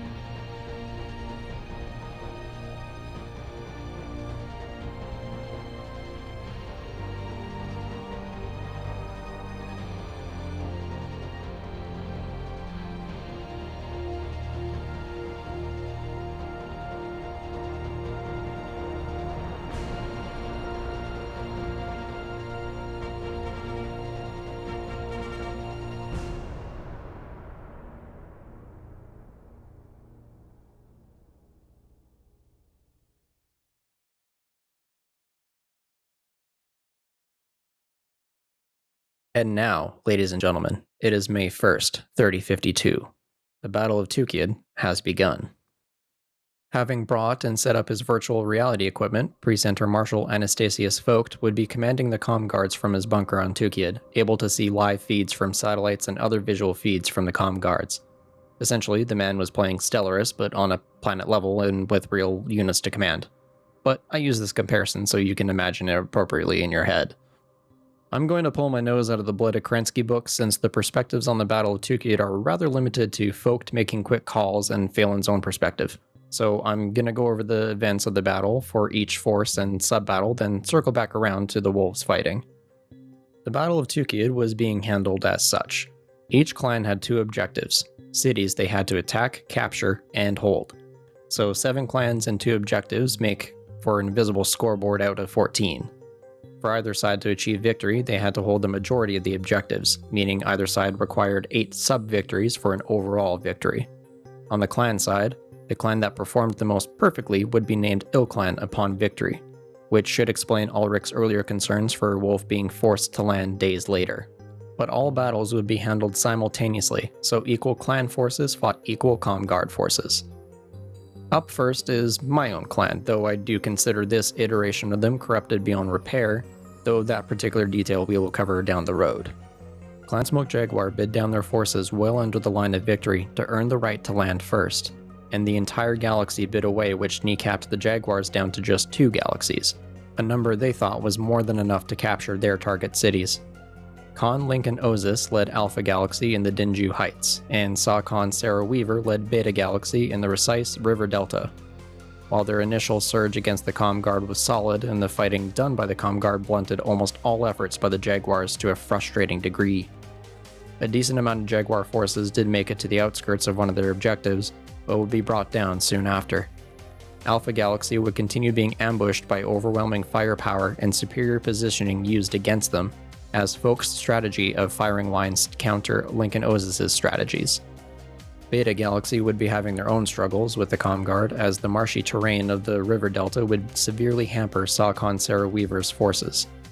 With the inherent lack of mobility the terrain has, the comm guard employed heavy artillery and hovercraft use, since the movement of the normally fast-moving Jaguars made easy prey for artillery, while the hovercraft were not bothered by the marshes and, like mosquitoes to the unprepared bushmen, swarmed and harassed the Jaguar forces. So successful was Focht's strategy against Beta Galaxy that Sarah Weaver and her entire command star were killed on the 3rd of May, just 3 days into the battle. To secure the field of battle against the Jaguars, Anastasius reinforced the Jaguar theater from the 2nd Comm Guard Army. With Lincoln Osis MIA after a mech fell on his elemental suit, and Sarah Weaver KIA, Ilkhan Ulrich would declare the Smoke Jaguar campaign as over, and had them pull out. Beta Galaxy obeyed, though demoralized and shamed. Alpha Galaxy would ignore the order, feeling the wolves were intentionally snubbing the Jaguars and intended to fight to the death. Out of the 2 galaxies Clan Smoke Jaguar brought to fight, 32% were KIA, and less than a quarter of the material made it off Tukayyid, making Smoke Jaguar's losses the most significant loss to the clans. Something that will repeat at the end of all these battles is the participating 7 clans will be changed irrevocably because of Tukayyid. For the Smoke Jaguars, their immediate future looked poor, as Alpha and Beta Galaxies would never be fully replaced or rebuilt, as constant raiding from the Draconis Combine and Clan Novacat would keep them that way. Being Alpha and Beta Galaxy are Jaguars' best units. Before we completely move on from the Jaguar conflict, I do want to touch on a couple important individuals from the fighting that will be relevant to the story from this point on. Star Captain Trent from the Bloodhouse of Howl would be among the Jaguars fighting on Tukayyid, same as Star Colonel Paul Moon. Trent is a mech warrior and Paul is an elemental. While not in the same unit, their presence in the same clan is the takeaway here, as both are tied to the future events. In Beta Galaxy, Trent would see some of the heaviest fighting and proved himself to be a capable tactician, one of the few Jaguar warriors that picked up on the flaws the comm guard was exploiting, but given to how stubborn the other 99% of Jaguar warriors are, any efforts he made to turn the fighting in favor of them, using sound logic and tactics, went ignored. Ignored would be putting it lightly, as Trent was practically yelling into a vacuum. In last-ditch retreat efforts, Trent engaged a comm guard Crab, whose pilot was well above the average, and gave Trent a run for his money. He would be victorious and claim the pilot as bondsman, a Comguard woman by the name of Judith Faber. As Comguard reinforcements finally caused the commanding Star Colonel to pull back like Trent requested, he made himself the rear guard so everyone else could escape. Trent came under concentrated fire from the Comguards, further compounded by artillery fire, forcing him to eject.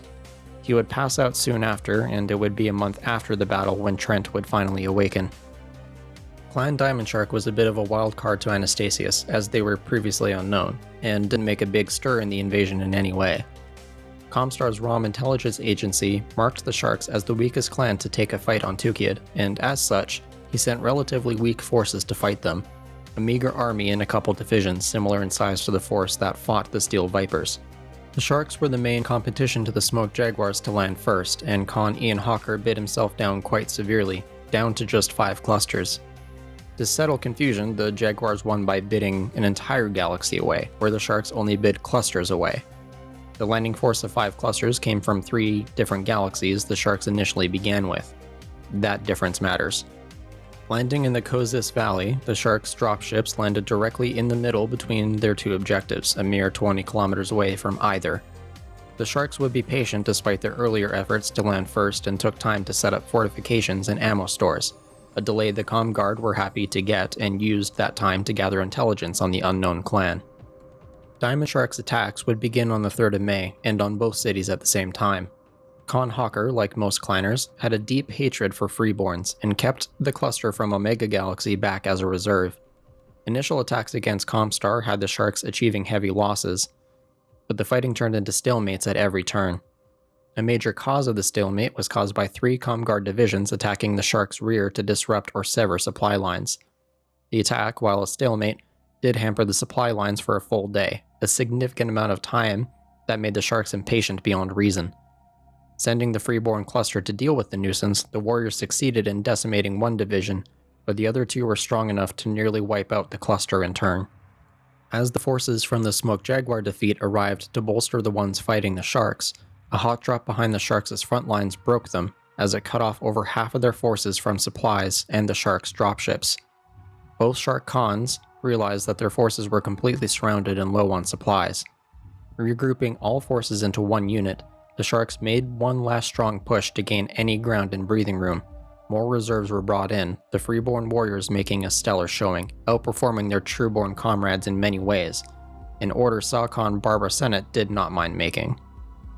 While the plan was sound, and one of the few that could work, the assault was dashed by the Comguard, even chasing them the entire way back to their dropships. With the Sharks now evicted from Tukayyid, Con Ian Hawker was judged harshly for his failures and went back on his own disdain for Freeborns, allowing Freeborn warriors to serve in frontline units in honor of their performance and bravery in the fighting. Given the Sharks had little to no experience in fighting the Inner Sphere, the result was unsurprising, though did embarrass the Sharks quite a bit, adding in the Comguards almost ruined the fighting forces of the clan, and would lead the Sharks to having to surrender their only held world in the occupation zone to the Ghost Bears. All of this would result in the Sharks' merchant caste wanting more say in the well-being of the clan, figuring that power, status, and survival could be achieved differently. Given Sakon Barbara Senate's warmness towards the merchant caste, the Sharks' immediate future was actually quite bright. Clan Ghostbear commanded a different level of respect than the other clans we have covered up till now. Bringing 3 frontline galaxies of Alpha, Beta, and Delta, the Ghostbears were very well versed in fighting the Inner Sphere, a fact Con Bjorn Jorgensen took relatively seriously. Assuming the Comguard would fight dirty, as the rest of the Inner Sphere has, he ordered his troops to ignore Zelbergen, freeing the clan from the honor-bound fighting tactics that hindered the clans more than they realized. Splitting his galaxies up so Alpha attacked their objective while Beta and Delta attacked theirs at the same time, hoping to overwhelm the Comguards with unstoppable force tactics, a slow rolling wall of sheer power. Alpha Galaxy would prove this successful, as Comguard forces could do nothing to slow the juggernaut that Alpha Galaxy embodied. While Alpha succeeded, Beta and Delta would succumb to an ambush that ruined the majority of their forces, forcing a withdrawal of both galaxies. Both Anastasius and the Ghost Bears read the same situation at the same time, as Alpha Galaxy's success turned into an all-in move for both sides. Beta and Delta galaxies would regroup with Alpha and attempt to take the one objective with their combined might. At the same time, the forces that fought Beta and Delta regrouped with the other comm guards fighting off Alpha. Now a singular massive battle between the two sides, the fighting slowly creeped in favor of the Ghost Bears. Eventually declaring the city captured, 2 reserve divisions from the comm guard made the Bears' victory short-lived, as their forces were hammered further down to a nub, but Alpha Galaxy continued being the stars of the show and carried the rest of the clan in a massive backpack long enough to exhaust the comm guard counterattack. However, the same exhaustion hit the Ghost Bears to the point where neither side could continue the fighting. Between Ilkhan Ulrich and Anastasius, they agreed to award a partial victory to Clan Ghost Bear for finishing their fight, holding a city long enough to stalemate. Clan Ghost Bear would be a proud clan after their loss and marginal victory, as they didn't care to sit and review the results of Tukayyid, as Clan Ghost Bear moved to relocate their forces to secure their occupation zone, making the immediate future for Clan Ghost Bear looking pretty good. Clan Steel Viper's objectives lay in the Kozis Ranch in Kelly Springs, bringing 3 galaxies to bear on that region. Alpha and Gamma galaxies would take the lead, as in an effort to insult the comm guard, replaced frontline Beta Galaxy with the freeborn warrior Zeta Galaxy in reserve. Focht, having a lack of troops to initially oppose the Vipers, had just 1 army fighting the Vipers at the start, with 2 divisions on reserve. What the comm guard lacked in forces, it made up for in terrain, as the region of Devil's Bath had to be crossed by the Vipers for either objective to be taken. The bath was a place full of geysers, boiling mud, and narrow paths with granite walls, making the multi-kilometer approach to the cities a war on its own if the comm guards were not present. With the failures of the Smoke Jaguars on the forefront, the Vipers landed 30 kilometers away from their targets. The Viper forces would come under artillery and aerospace attack as they marched closer to the Devil's Bath. As the Vipers entered the treacherous region, the close quarters of the bath made the fighting brutally even, as the range advantage the clans had was negated, and entire mech stars were consumed by the hellish mud, swallowing them whole. Con Natalie Breen would in this moment realize the trap laid for them, but, as is becoming the theme with the clans, the revelation came far too late. In the Viper retreat, a taunt from the comm guard commander facing them goaded the clan into standing to fight, and he would successfully do so.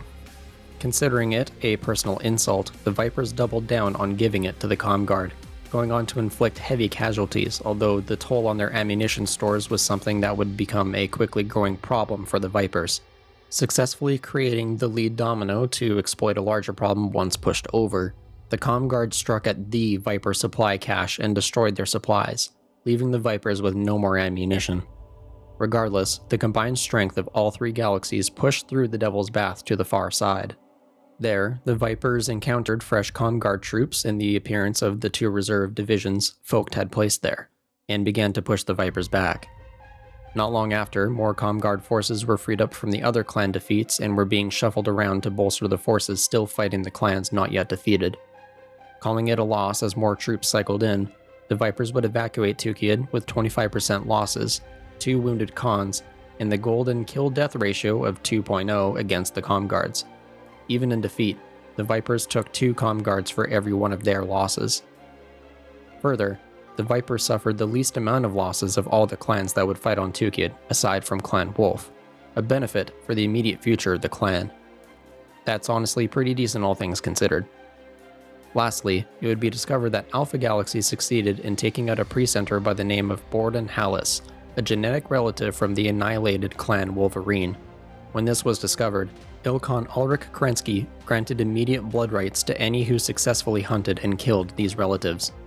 With 3 galaxies brought to bear, Clan Nova Cat's Alpha, Beta, and Gamma galaxies would land on Tukayyid in the Losige Basin. Con Saravan LaRue made the gutsy high-altitude drop for his forces without drop pods, a move that Focht also expected to happen. Sending in aerospace wings to clip the Nova Cat's claws mid-air, a doomed fighter crashed into Alpha Galaxy's assault dropship, a dropship that didn't deploy a single thing. 30 mech warriors and 150 elementals were lost, along with the ammunition and repair supplies the dropship had, immediately making the Nova Cat's warfare plan strung out before even landing. Despite the loss, Con LaRue and Sa-Con Lucian Carnes pushed forward with their plans to achieve their objectives. The remnants of Alpha Galaxy linked up with Gamma, pushing as far as a city's edge. The comm guard, however, lured the Nova Cats into minefields that savaged their numbers, combined with airstrikes stonewalling the Cats just 5 kilometers from their objective. By the 3rd of May, many attempts to take the objectives had been carried out, but each time the Nova Cats had to pull back and were running out of ammunition. The repeated attacks were weakening the Comguard forces, however, causing even them to pull back. An opening the Cats would have taken, another Comguard force closing off their retreat forced Gamma Galaxy to deal with the annoyance, leaving the fight for the city in an awkward stalemate for now. Breaking Zelbergen and using a waterborne ambush, the Nova Cats would deal defeats to 2 Comguard divisions and secured a supply depot. Focht realized the resupplied Nova Cats could take one of the cities, and having to remove that problem quickly, he sent all defenders protecting one of the objectives to counterattack the resupplying Nova Cats.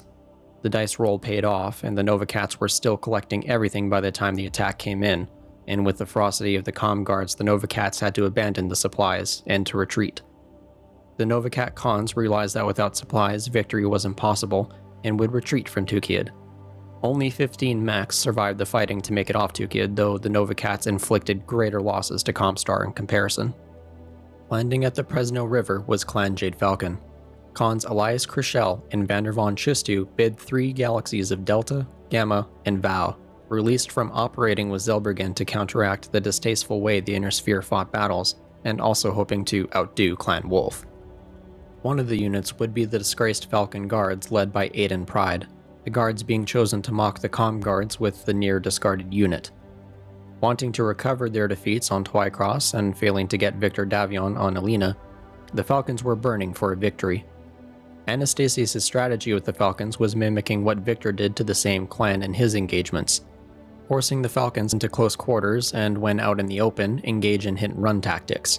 The strategy was sound and effective as the Falcons treaded on glass the entire way to their objectives, coming under near-constant ambushes that faded away before the Falcons could coordinate a counter-move in response. Initial successes of the Falcons were inflicting around 70% casualties in the Comguard forces they encountered, eventually reaching the bridges over the river crossing that bottlenecked the Falcons to using them. The delaying harassment gave the Comguards enough time to rig explosives on the bridge, dropping a command star and 2 trinaries into the deadly raging waters of the river. 2 Comguard divisions would appear during this and further put the Falcons into a vice. The Falcons employed their aerospace units to bombard the Comguards, so the Falcons could fall back to resupply and repair. As the airstrikes came in, the Falcon Guards and 2nd Falcon Regulars, led by Aiden and Martha Pride respectively, broke the Comguard attacks enough for the Falcons to gain ground on the 7th of May, creating a breakwater in the river that cost the sacrifice of a star of mechs, a sacrifice that allowed the Falcon mechs in both units were able to cross the violent river, though 3 more mechs and a star of elementals would be lost to the river on the crossing.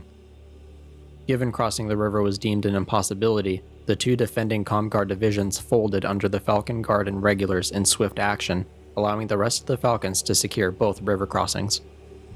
Falcon Techs would add pontoons to add river crossings while the Falcon Guard and Regulars pushed further on to their objectives, strangely noting no resistance was met. Cale Pershaw, the Falcon Loremaster who was helping coordinate forces, also found this suspicious, and similar to a tactic Clan Wolf would use, compared the empty objective city to how it was documented to look and noted imperfections and flaws, indicating the city was demolished and rebuilt. The purpose of the rebuild was to disguise bunkers hiding battle mechs. Thanks to the realization, only a single star would be lost to the elaborate trap. The Falcon Guards would then go on to destroy 2 Comguard divisions after that, and with the arrival of fresh reinforcements, the Guards and Regulars began hunting stragglers in the city. Like the Ghost Bears, the victory was short-lived and Comstar dropships carrying 6 divisions were coming in to evict the Falcons. With even more fresh forces coming in off their victory against the Ghost Bears, the fight for the Falcons was quickly turning against them, as the forward positions the Falcons held at the river crossings were under attack and cut the supply lines to the captured city. With reinforcements also closing in on the city, the Falcon Guards and Regulars were forced to retreat after the supply depot at the river crossing was destroyed by a Comguard airstrike. With reluctance, the Falcon Khans issued a retreat to their forces. A story that would become legendary was the retreat of the Falcons, as fighting only grew more intense with the retreat than the assault ever did. One Comguard division moved out to cut the retreat, but Martha Pride's Regulars sent those Comguards packing, but made her work for it as they fought viciously to the last man. By the time the Comguard division was wiped out, Martha's forces were down by 70%. the remaining 4 clusters of Falcon forces would bulldoze another division on their way to the dropships. With another 2 dropships coming in behind Falcon lines, another division of Comguard troops would increase the pressure, but luckily for the Falcons, a team of elementals would destroy one of the dropships and harass the other one enough that no forces were able to deploy from either one. Given the tenacity the Falcons showed in the invasion, the Comguards wanted to hammer home a message to the Falcons and mercilessly threw themselves at the remaining Falcons, even as they were boarding their dropships to escape. The Falcon Guards would be the last barrier between the fleeing Falcons and the Comguards. Down to the wire, Aiden Pride remained behind to secure the evacuation of wounded troops, taking down 2 level 2s of Comguards before falling. For those keeping score at home, that's 12 mechs down to 1 person.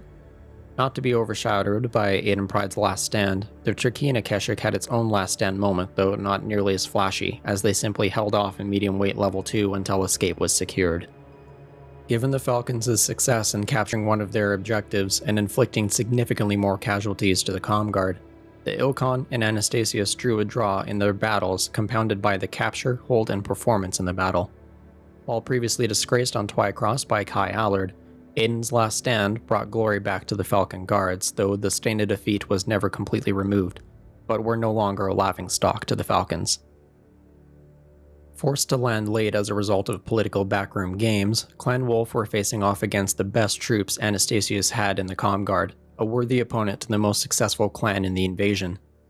While the other 6 clans were expecting a classic swift victory as they had grown used to, Ulrich knew better and planned for more traditional Inner Sphere-like campaigns, managing logistics, supply quotients, and knowing when to take victories as windows to pull back to regroup. Ulrich for days had observed the other clans overextending themselves and pushing deeper when they should have been resurfacing to breathe. What drove Ulrich to this was simple.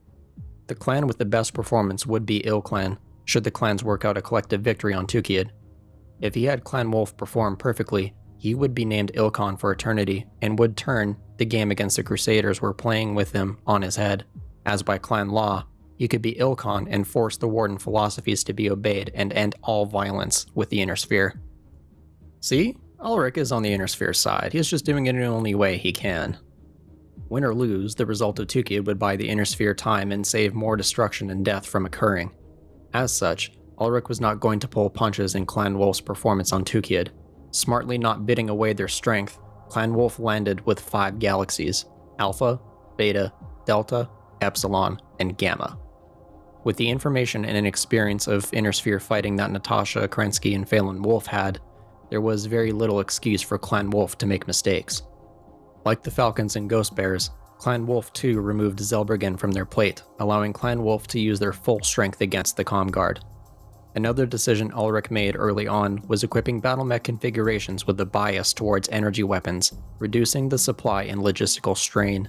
Landing in the Pozaristu Mountains, the fighting was meeting the expectations both leading men had, as Anastasius was able to add to the forces Clan Wolf fought, as by now many of the other clans had already been driven off Tukayyid, freeing up those armies and divisions to be moved to fight Clan Wolf. Meanwhile, Ulrich would watch his master plan fall into just the right places right when he wanted them, his warriors performing at their absolute best to secure a victory for their clan. The Wolf forces advanced all together, expecting to fight for every step made, but didn't make contact with Comguard forces until later, encountering 2 divisions in the foothills. 2 more or less experienced divisions made efforts to encircle the Wolf troops, but unlike the rest of the clans, Ulrich and Salkhan Garth Radek agreed that forming a defensive line was the better move, and it would be, as the firing line would eventually cause enough damage and losses the 2 encircling divisions forced to pull back and regroup. As all other 6 clans have done with retreating troops, as in they chase, Clan Wolf's troops did not hunt down their retreating Comguards. Noticing this, patrols would increase, only finding out too late that Natasha Kerensky's 13 Wolf Guards, that included Phelan, engaged in harassing strikes against fortified positions in an effort to bypass one of the Comguard divisions. Destroying one of the Comguard divisions, Anastasius was forced to let them be the sacrifice so that more elite troops could retreat in earnest. Sniffing out a possible ambush, Phelan requested a flyover to see if there were any forces waiting for an ambush, as an entire barren hillside set Phelan on edge considering how hard fought every single step was so far. Haru pulled off a move that Phelan would absolutely do. After noticing nothing visually or on scanners, would pull up topographic data and found the data didn't match records as to what his fighter was picking up. Ulrich's own observations confirmed Phelan's suspicions, as the barren hillside he would have used if he were in Comstar's position, estimating that the ambush would happen if Phelan's star made it halfway up the hill, where there was nowhere that provided cover. Confirming the data, Ulrich would send the order in a heavy strike where the topographic data didn't match, and would send instructions to Phelan, Avantha, and Natasha to move in the moment the airstrike came. Phelan's instinct proved very correct, as the entrenched hidden division was hammered by an entire star of aerofighters unleashing all their spite onto the Comguard forces. With the timing and coordination that only Natasha's Wolf Guards were capable of, completely routed one of the most skilled Comguard divisions, Focht had to oppose Clan Wolf in short order. The loss would demoralize the Comguard for the first time in the Battle of Tukayyid. With only one more Comguard division standing between Clan Wolf and their first objective, Ulrich ordered a cluster to take care of the last unit. Though while it would seem the Comguard were about to defeat the Wolf cluster, their rear lines would be breached by another cluster of Wolf troops, and the last troops defending the first objective would go down in a blaze of glory to Clan Wolf, securing the first of two objectives for the clan. With one full army down, there was more yet to go. As a few clusters were left to garrison the first objective, Alpha and Beta Galaxies led the charge to the second objective, expertly whittling down the Comguard forces bit by bit to expose weaknesses. Despite Focht having spare forces to move against Clan Wolf from having defeated the other clans, he would have sent the entire inner sphere against Clan Wolf and it wouldn't have mattered, as Clan Wolf did not take any bait, fell into any traps, and any ground made was secured first before moving forwards, and when they did move forwards, the wolves made extra sure that there were no traps or ambushes ahead. As I said, Ulrich was playing to win and refused to let anything change that outcome. Finding the opposing force for the second objective to be 3 full armies, one which was assembled from the remnants of the other Comguards the other clans battled, forced Ulrich and his wolves to slow down, but by no means hampered their effectiveness, as the wolves then shifted to capturing Comguard supply depots and ensuring their supply lines were safe, something no other clan really did aside from the Falcons, though the Falcons were unable to keep them secured in the long run. The imposing victories of Clan Wolf were not lost on Anastasius, as he began to feel like no matter what he did, Ulrich was 5 steps ahead of him. In an effort to sting Clan Wolf, Anastasius sent the entire 11th Army to strike at the wolves in a mountain pass. All 3 Wolfcons would be taking the field as well, as almost all of Clan Wolf's forces would be engaged in the heavy fighting. Noticing Natasha's cluster detached to find a way around the other 9 divisions, Anastasius would send 2 of the divisions to slow them down. Notice the wording there. Yeah, even Anastasius knew that no one was stopping the Black Widow or Phelan, so his only option was to delay them, if he could. However, Sa-Khan Garth Radek would be slain in battle after taking a Gauss rifle to the cockpit. The loss of a Khan would stun the wolves enough to retreat, but whatever loss of morale that had to the wolves was an eye blink, as the loss turned into righteous vengeance. Natasha's cluster would successfully deal with the 2 delaying divisions, allowing the rest of the wolf forces to mop up the rest of the Comguard army and take the second objective, securing Clan Wolf's total and complete victory. Defeating full 4 armies, Clan Wolf cemented themselves as the sole victors for the clans on Tukayyid, with the Ghost Bear's marginal victory adding to theirs. The results of the Battle of Tukayyid were clear. Clan Wolf won, Jade Falcons were handed a draw, and the Ghost Bears managed 1 victory, but the rest of the clans failed in spectacular fashion, leaving Comstar as the victors of Tukayyid. Though while Clan Wolf can hold their heads high, it would further divide the Warden and Crusader elements in the clan, and, well, let's just say a divorce is in the near future for Clan Wolf. In finality, the Battle of Tukayyid was a conflict unseen in ages. With over 40% fatalities, the Comguards were effectively disabled for the better part of a year, as regardless of fatalities, the injuries, destruction, and dismemberment of equipment sent their recovery back significantly. Meanwhile, the clan losses were just as staggering, though no clan lost more than the Diamond Sharks, whose warrior cast was practically empty now. We will revisit the aftermath in a bit, as we now go back to find out what happened during this battle to our other characters. But before we go, I want to mention a short conversation between Anastasius and Primus Mindo Waterly just as the Battle of Tukayyid begins. She would clearly be saying things to butter him up, but while the Primus would be unaware, her next offer in words he would take with great offense. Upon his completely guaranteed and expected victory, Not only would she exalt Anastasius, but offered him what he had always wanted, or so she believed. She would make him Archon Frederick Steiner. So there you go. Confirmation from another character.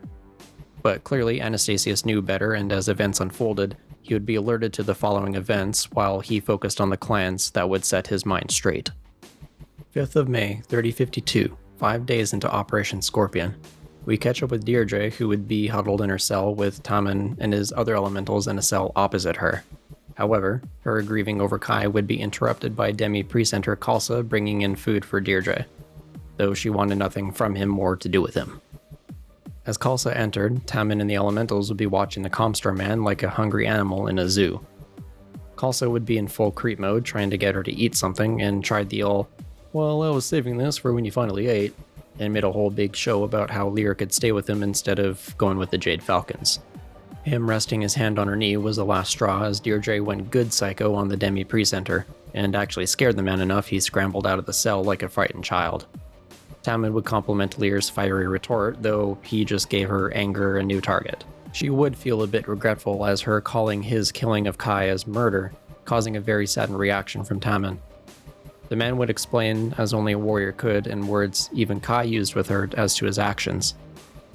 Tammin would then have a moment of anger, saying that if not for the rude interruption of the Demi-Precentor, he would have wanted to make good on his promises he made to both of them. Lyra was about to reply, but the return of the Demi-Precentor got everyone's attention as he came in walking backwards, held at gunpoint.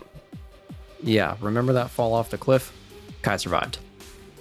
That was Kai, who despite everything manages to show up and stage a jailbreak, a feat that Tammin would comment on later. He'd order Khalsa to open Deirdre's cell, and after explaining the bad day Kai was having, the Comstar man obeyed for the moment. Though as Kai embraced Lyra, the non-military man had a slow draw on his hidden pistol, as Kai used the butt of his rifle on Khalsa's head, knocking him back against the bars of the opposite cell, the cell Tammin was in. And as expected, Tammin's hand weaved through the bars and grabbed the man's head, twisting it and killing the Demi-Precentor. After making sure Lyra was good to go, the two would go to leave, but Tammin called after them to wait. Kai preemptively answered that he didn't wish to continue the fight with him and told him that Tammin won. Tammin agreed and added that Jewel was the boldest warrior the Inner Sphere had to offer. If you're wondering where Kai's self-doubting story arc was going, here it is. Also, the following conversation that I will be directly quoting from the Lost Destiny book is the best interaction in all of Battletech, and you can't change my mind. And you'll agree. With that, humor me with this reciting of Kai realizing he's a total boss. A bold warrior? Me? As brave a combatant as I have heard during our homecoming. As I told her, I had won the fight. The fact that you willingly fought me marks you as worthy of my respect, and has caused me to reflect upon the nature of those we oppose here. I am prepared to honor my promise to provide you transport off this world, though I ask you indulge me in one thing. And that is? Tell me who you really are. I know you are not David Jewell. I read his dossier and I know he was left-handed. You are not. I must know who you are. Deirdre would smile as Kai blushed. Star Captain Tammin Malthus, may I present to you Lieutenant Kai Allard-Liao. Malthus's jaw dropped open and he reeled backward to seat himself abruptly on a cot. You are the Kai Allard-Liao who was on Twycross? His cheeks burning, Kai nodded. And you are the Kai Allard-Liao who foiled our ambush of the Davion Prince here on Alina? Kai nodded again. Malthus stared at him, then looked at the other two elementals sharing his cell. Kai Allard-Liao, he'd repeat. It started slowly, but his laughter grew both in volume and intensity. He held his stomach and rolled back, freeing his subordinates to join him. One of them was laughing so hard he dropped to the floor, while the other clung to the bars to hold himself up. Kai, astonished, looked at Deirdre, but she shrugged, equally puzzled. Of all the receptions my name has gotten, this is the first time for laughter. Malthus pulled himself up to his feet as he fought against the convulsions shaking him. Forgive me, Lieutenant, but we are not laughing at you. We're laughing at ourselves. Another wave of amusement swept over him, tears streaming down from his face. He choked down a giggle and met Kai's quizzical gaze. The Kai Allard-Liao. I don't understand. You do not? Twycross. Our prince trap. Malthus shook his head. Had I known we were chasing you, I would have used a full star in the hunt. A full star of elementals after me? That is lunacy, Kai thought to himself. I thought you clansmen preferred evenly matched battles. True. 2 stars then. One of Malthus's men nodded enthusiastically. You're crazy. Are we? On Twycross, you destroyed the Lyran Guards. On Alina, you hold open the jaws of a trap that should have gobbled up the heir to the throne of the Federated Commonwealth. After that, you managed to survive for 4 months behind enemy lines. You have eluded us while claiming the reward for your own death, and you, a mech warrior, defeated an elemental in single combat. You fall from a plateau, get battered by a tree, and hit the ground, yet you are able to hike to Dove Custoso and engineer a jailbreak. No, you're making it much more than it seems, really. Kai, stop it. What would you say if Victor had done all those things? Would you say it was nothing? Don't be silly, of course not. Then why is it different for you? You have for so long held yourself to such high standards that you truly do not know how special you are. What you do is miraculous. Colonel Wolf said as much when you defeated 5 mechs in the testing on Outreach. 5 mechs? Tam and Malthus groaned. 3 stars. Another elemental muttered in response, increasing how much value they placed on Kai and their culture. Kai's sputtering in protest was silenced by Lear placing a finger to his lips to get him to shut up, but Kai would internally confirm with himself that, yes, he is good, and his accomplishments are beyond extraordinary, but only confirmed by 3 members of Clan Jade Falcon, warriors bred for battle themselves, are in awe at just being able to meet Kai, let alone them knowing and admiring his accomplishments like a child awes at their parents. He impressed impossible feats on the warriors of Clan Jade Falcon, feats that his friends and comrades praised him for.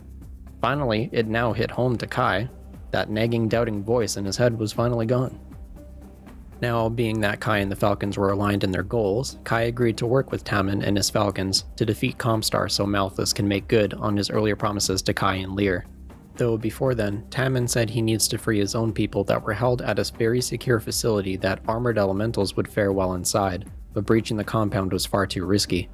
Tammin added that they stashed their suits in the mountains where they found him, though they did not have missile packs for them, meaning that they still couldn't breach the gates, further adding to the complications that Comstar had spent the past 4 months dearming the planet and stripped it clean of all battlefield salvage.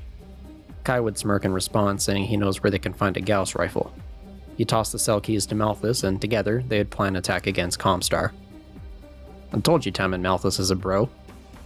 Inbound to Teniente, the rescue operation to save Hohiro Kurita would alter slightly, as Victor's revenants were disguised as Comstar dropships and had the necessary ID codes to complete the deception. With Operation Scorpion going on, Comstar ground control diverted Victor's team to engage Clan Novacat. Having to keep up appearances as long as possible, Victor moved forward with the plan, and regardless of who was on the world to stop them, the revenants would engage Comstar and Novacats if need be. With the landing zone less than desirable as it was the only one to support the revenants, the whole operation from the get-go, using Victor's words, was like a bar fight with one foot nailed to the floor. Having one of their dropships on mobile standby relieved a bit of the pressure, as some of the downed mechs belonging to some of the troops' families for generations, the simple rescue of the pilots wouldn't be ideal. The last reports of an entire Clan Novacat cluster had the clanners in the area but proved wily enough to evade active detection. The saving grace was that they were garrison troops and not frontline clan forces, but even then, garrison troops were more than a match for the revenants. After cresting a hill, the revenants would make contact with a binary of Novacat's faster mechs, which were scouting ahead for the ragged Kurita forces Victor sent a dropship after to go collect. Firing their first shots as a new unit was in stellar showing, as Victor finally felt like they were getting payback to what the clans did to them before, taking some small enjoyment of ravaging the lighter clan mechs with his own superior, heavier mechs. Given that the fact from a tactical standpoint of sending out a sizable group meant that the main body of the clan forces couldn't be that far behind, Victor ordered Galen to use his jump jet-equipped Crusader to get a bird's-eye view of the immediate area. Sure enough, the main clan forces were moving towards the Revenant's dropships with a star or two breaking off towards their current position. After dealing with the 2 scouting stars, the Revenants engaged the main Novacat forces.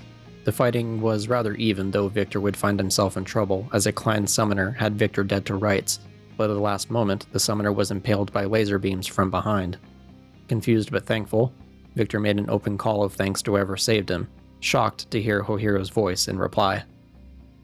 Hohiro, is that you? It is, Revenant Leader. The 311th Pest regulars are joining up now. We would hate for you to think, on your first visit to the Combine, that we would let anything untoward happen to our guests.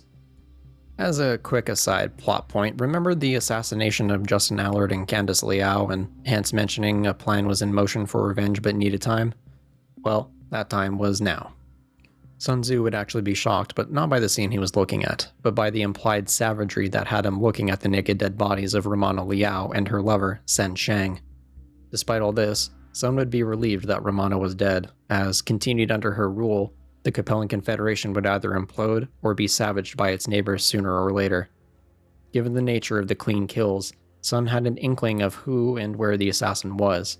In grabbing a weapon for himself, Sun went to the one place in the palace he knew he would find the assassin and thanked them for removing Romana Liao from the picture, before finishing the job himself. In the room that had been sealed ever since his betrayal, the quarters that belonged to Justin Zhang, as he was known before defecting back to the Federated Sons as Justin Allard, Sun would greet who he thought was Justin, but the assassin would reveal themselves as Candice Liao.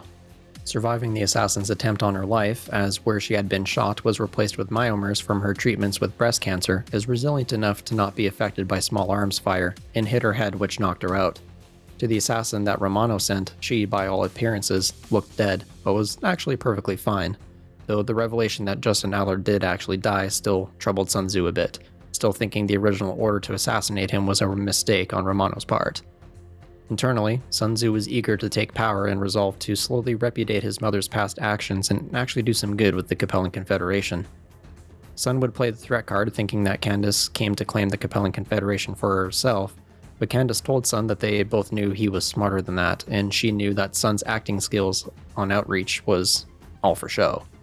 Seeing the logical outcomes of the many scenarios Candice brought to light that would have won her the Celestial Throne in any number of ways, Sun relaxed enough to have a candid conversation with his aunt about the future of the Capellan Confederation. Admitting that the nation needed a fair but shrewd ruler, Candice believed Sun Tzu to be exactly that, and believed he was the best bet for helping the Confederation finally recover from the Fourth Succession War. Given the nature of the Confederation itself, Candice countered Sun's concerns that the people will want answers for what happened today by saying that the truth can be whatever Sun Tzu wanted it to be. With the theoretical scenario Candice presented, Sun was amused that her example was extremely similar to what Sun Tzu would have done and said if he had to remove Romano and Sen himself. Candice would leave him with a warning to not trust his sister, Kai Allard-Liao, as they both knew she was just as insane as Romano, and warning Sun against moving on Kai or his sisters, as if he left them alone, they would leave Sun alone. After departing how she entered, Candice Liao would escape off Xi'an and make her way back to the Federated Commonwealth to publicly announce her survival. Sun Tzu, feeling energized and eager, would immediately begin his reign as Chancellor of the Capellan Confederation by making a plan to use Hans Davion's own effective methods against himself, a plan that would, for the immediate future, ward his realm against their long-hated rivals. With the help of the Mahler family and the Jade Falcon Elementals, they would manage to salvage the Gauss rifle in Yen Lo Wang's arm from beneath the water of Alina's ocean and transport it back to the Mahler farm that everyone was using as a base. Everyone working together would bring a joyful smile to Kai's face, observing Tamon Malthus learning how to work the hover truck's winch, currently hauling up the weapon at the other end. After retrieving the weapon, a discussion took place back at the Mahler farm, where Tamon revealed that because of them being down one of their number, the Elementals wanted Kai to use the spare suit of armor, and out of respect for Kai as a person. "You are a warrior, Kai Allard-Liao. Our armor is not the same as having a mech, but in it, a warrior becomes the ultimate possible for a living creature. You have the heart and mind and soul of a warrior. Now you can have the flesh and muscle of a warrior as well. We will understand if you refuse." Realizing they are offering their highest honor they could possibly give, Kai responded with the following: "Though I am not worthy, I accept your invitation and will do my best to honor the memory of the warrior who wore this armor before me." The Elementals were happy by Kai's response and got to work on the efforts to make the suit fit Kai best, considering he was not an elemental. For the next week, Kai would train with the Elementals every second the sun was in the sky, and spend the rest of his time with Deirdre.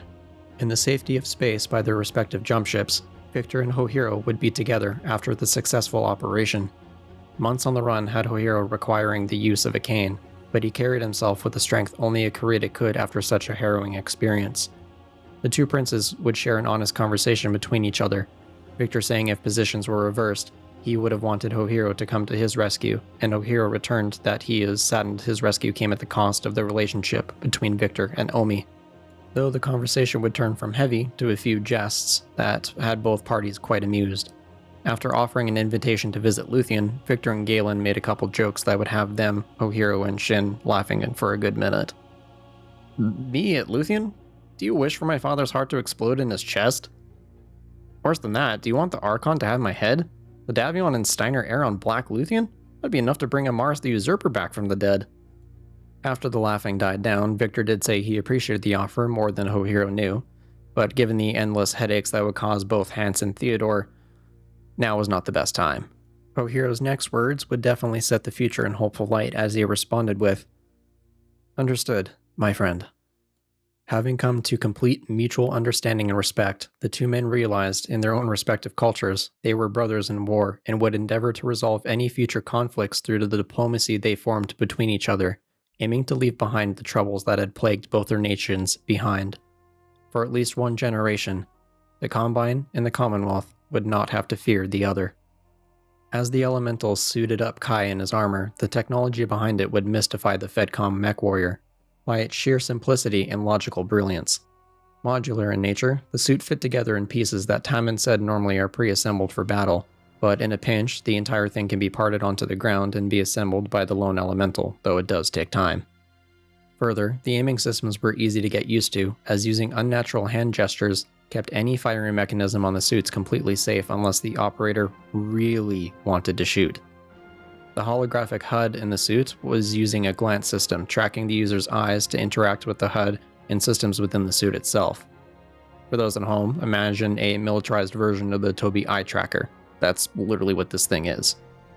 As Tammin went over the suit's functions, we discover the things that Shin Yodama observed when he encountered his first elemental. The elemental suits had an inner suit that fit to the user like a vacuum-sealed bag.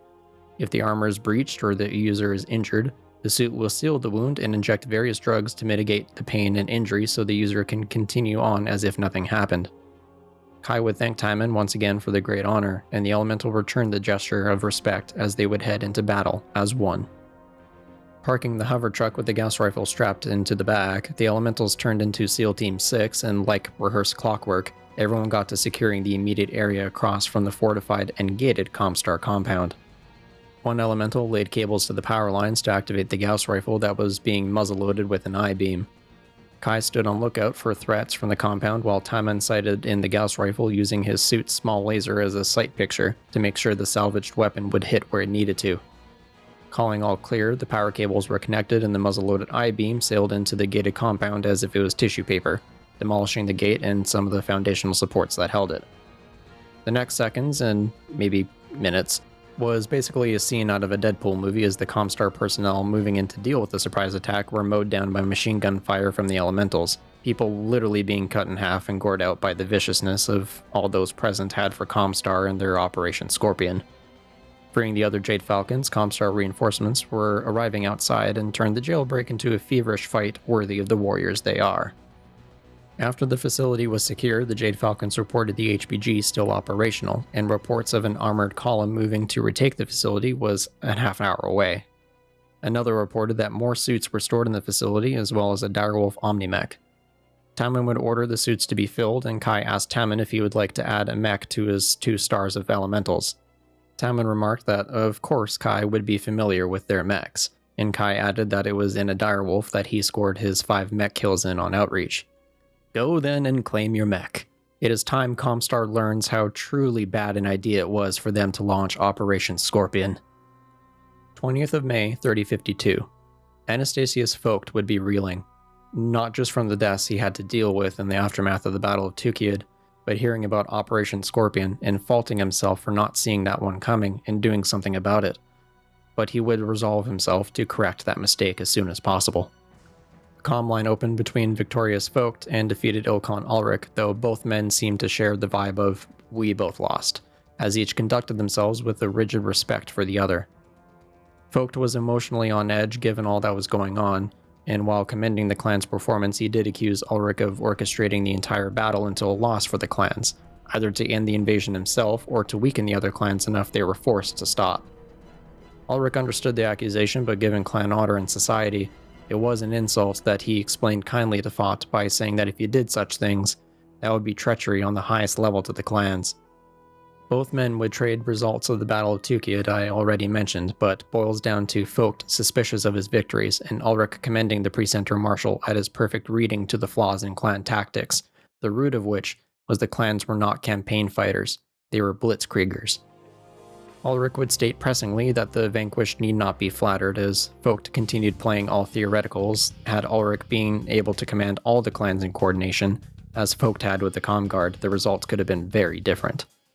Ulrich was pleased at least, as the result of Tukayyid would cause the Crusaders to pause their efforts for 15 years, but also take a look at the recent events of Tukayyid and hopefully come to realize their crusade is not how to accomplish the will of the clans.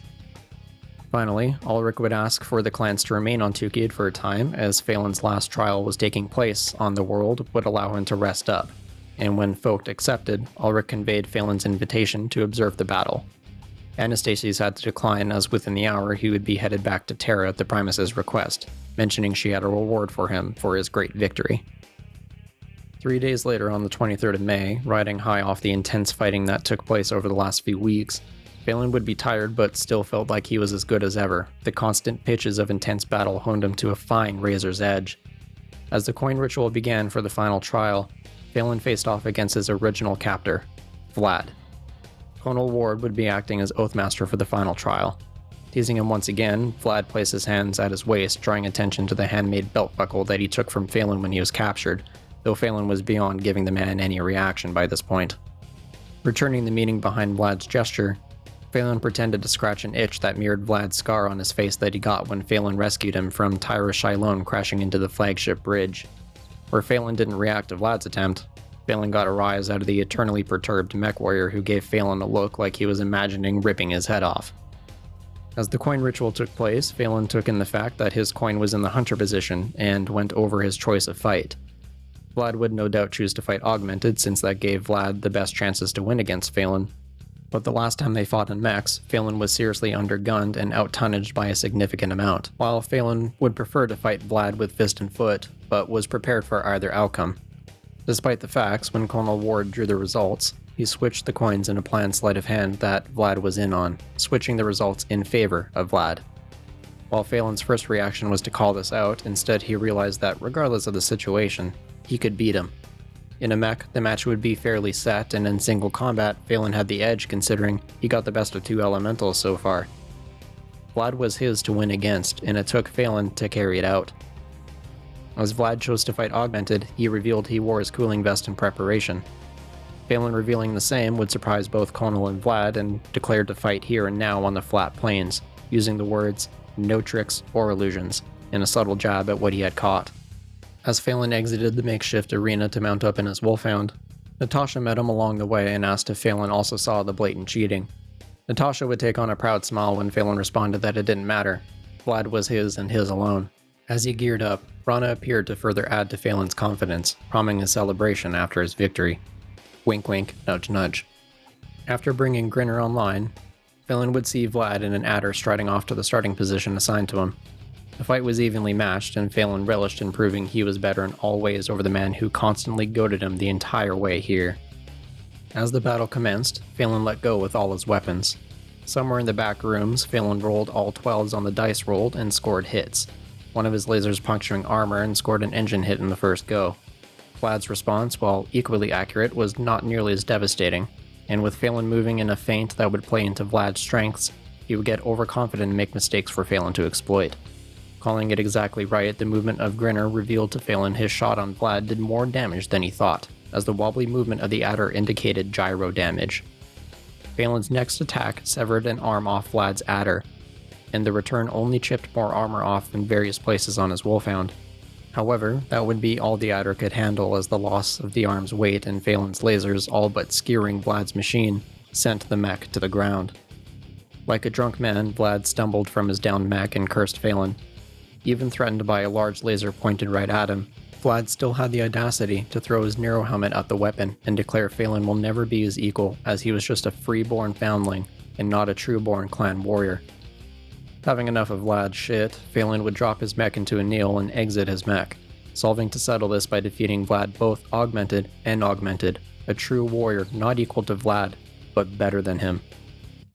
Tossing his gun belt that he always wore in a mech to the ground, the two men shucked their cooling vests and entered a fistfight.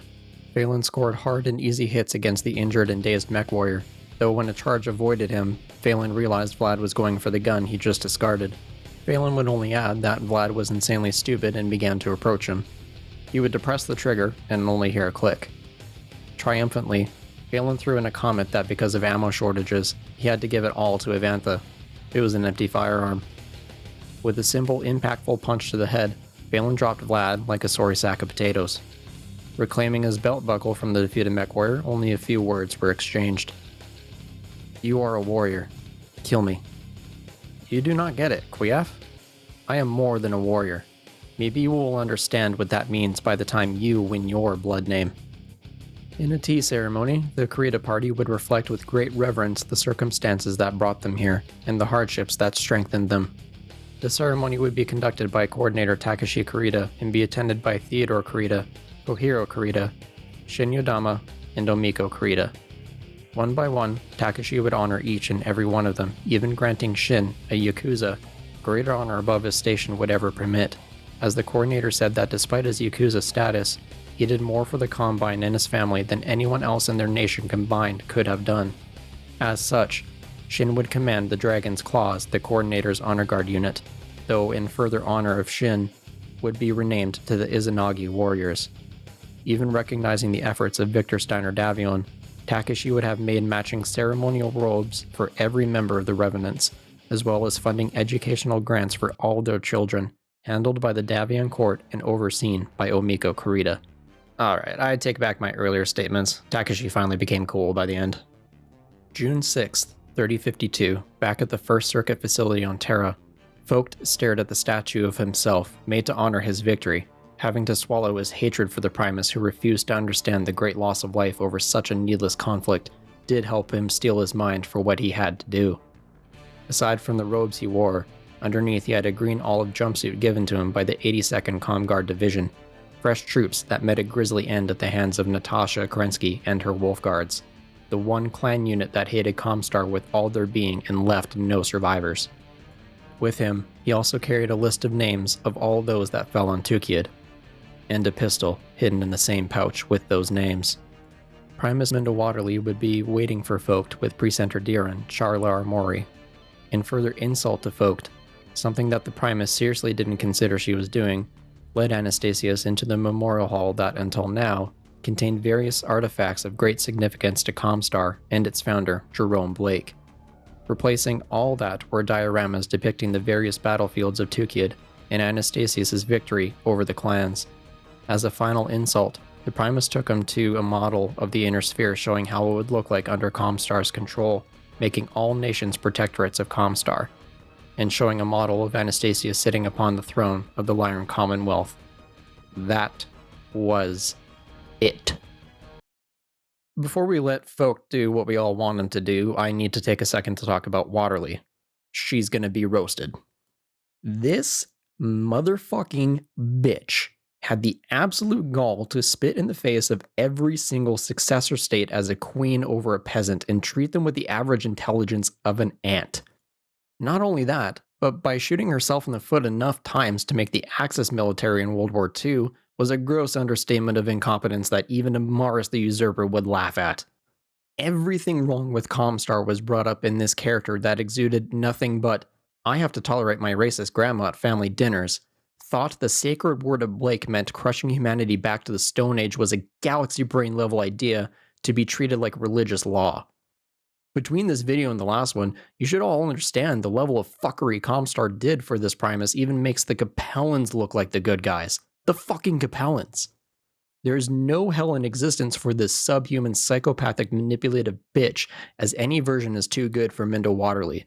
Please, for the love of everything that is human, let's let Focht handle the situation. After being told how insignificant and how much of a failure Operation Scorpion was to Clan and Great House alike, Focht drew his needler pistol on Waterly. Science is not God. Technology requires neither belief nor ritual, Primus. They discovered how to make them work. I'm afraid your resignation is, in fact, in order. It is true that someone needs to pick up and mend the pieces of the Inner Sphere, but you are not the one to do it. Even in the face of a weapon, Waterly continued to inaccurately assume she knew and understood the man pointing a gun at her. A man who considered himself a warrior, threatening an unarmed woman who had her back to him. But the key difference here is that Waterly was not human. Lunatic dreams become nightmare reality for the sane. The needler pistol shot a flechette of plastic shards that tore into the back of the Primus's head and savaged her skull, unceremoniously flopping over onto what was left of her face. Dead. Fucking finally. Anastasius then moved the pistol on Charlar, who didn't react to anything so far, seemingly expecting this, but that didn't set off alarms for Focht, as the woman seemed to be at ease having the Primus dead. Asking what he should do with her, Mori responded that she had done nothing that could be considered a crime. Anastasius replied that actually she did, as Mori had been spying for the Draconis Combine. So in case you were wondering how Theodore Carita knew a lot about things, well, here's your answer, and unfortunately for me, it wasn't a magic 8-ball. I am the Pre-Centaur Marshal. Security is very much a part of my job, and discovering leaks in Comstar's first circuit is an important facet of maintaining my security. I had to be suspicious of a Combine agent being inside the first circuit because of the way my presentation to the Primus by Theodore Carita so many years ago pleased her. I was the answer to her prayers, and Theodore certainly got everything he desired in return for my service to Comstar. The leaking of information to the Combine concerning the clans and their activity, then of Operation Scorpion, said the spy was highly placed. Melissa confirmed a Combine connection with the warning about the clans' return and Scorpion.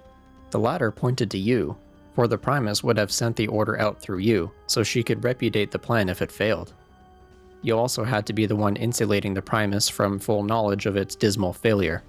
Having called everything perfectly, Mori owned up to it, though she didn't seem saddened or happy in the moment until they shared a glance at the former Primus's body. In Mori, Focht would see a shared goal. As Mori wormed her way into Comstar for reasons he could only trace back to her master seeing Comstar as a growing problem to be corrected, and Anastasius too had desires to see Comstar become better than it was. Anastasius did not have the interest or time to be a politician once again, putting the duty on Mori, naming her Primus of a reborn Comstar, a Comstar that would eradicate its techno-religious ways, burn out the Word of Blake, and become the stewards of the Star League as intended.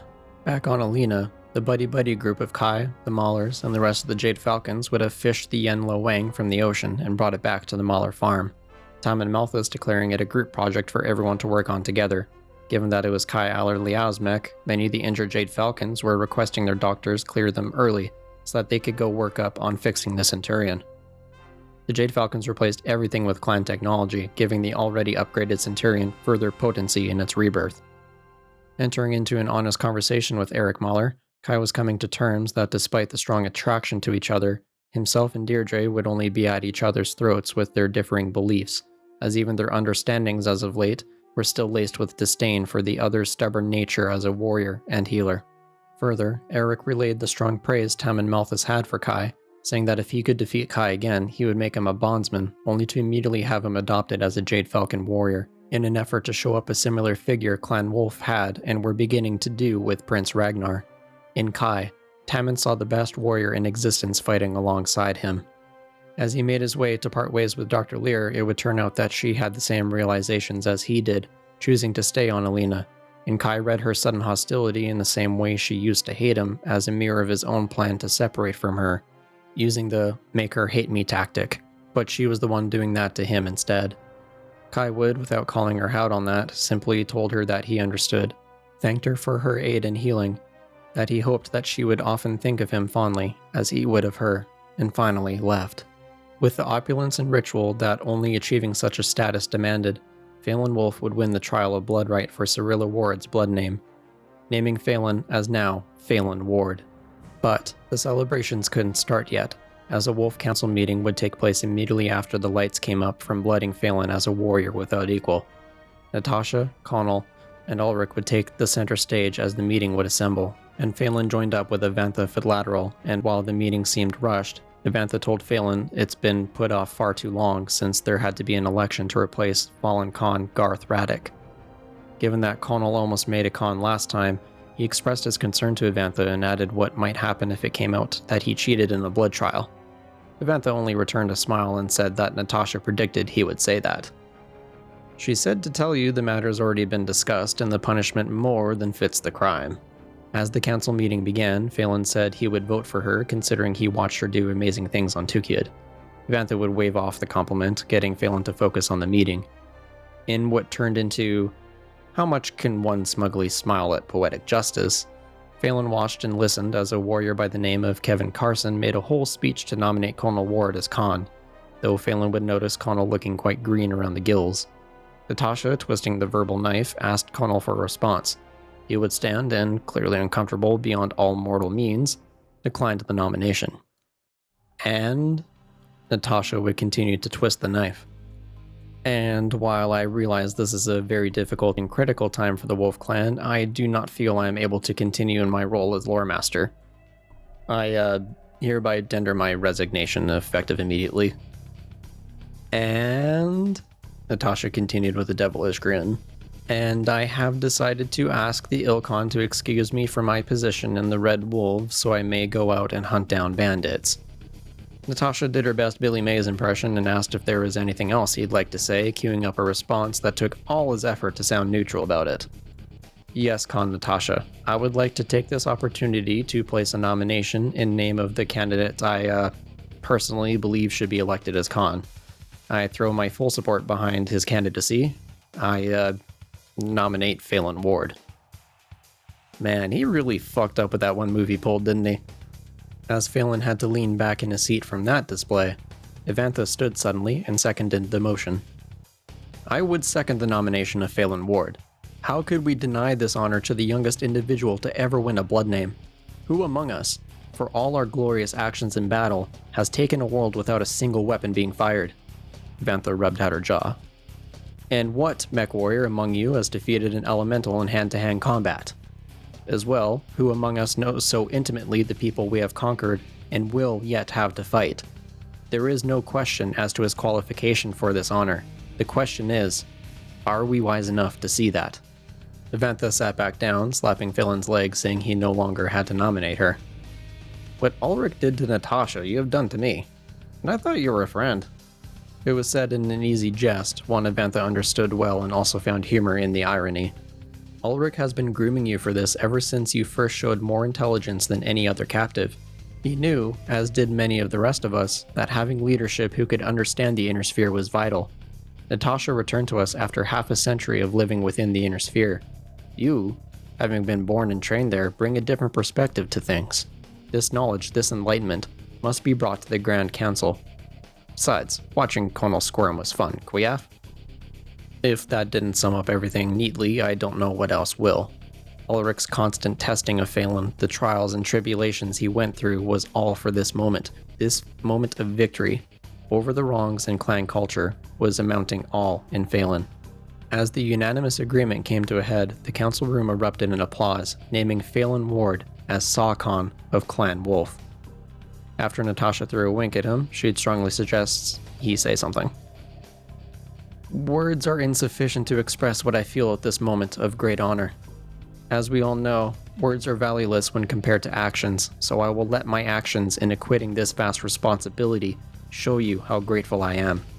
Let me just add that finally I feel as though I am where, free birth or not, I was born to be. Thank you.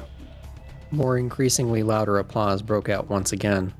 Phelan would ask Natasha, now that she and Ulrich got him into all this, what he was meant to do. Ulrich returned the brightest smile Phelan had ever seen from the man as he answered the question. Be yourself. Get yourself a space dad like Ulrich.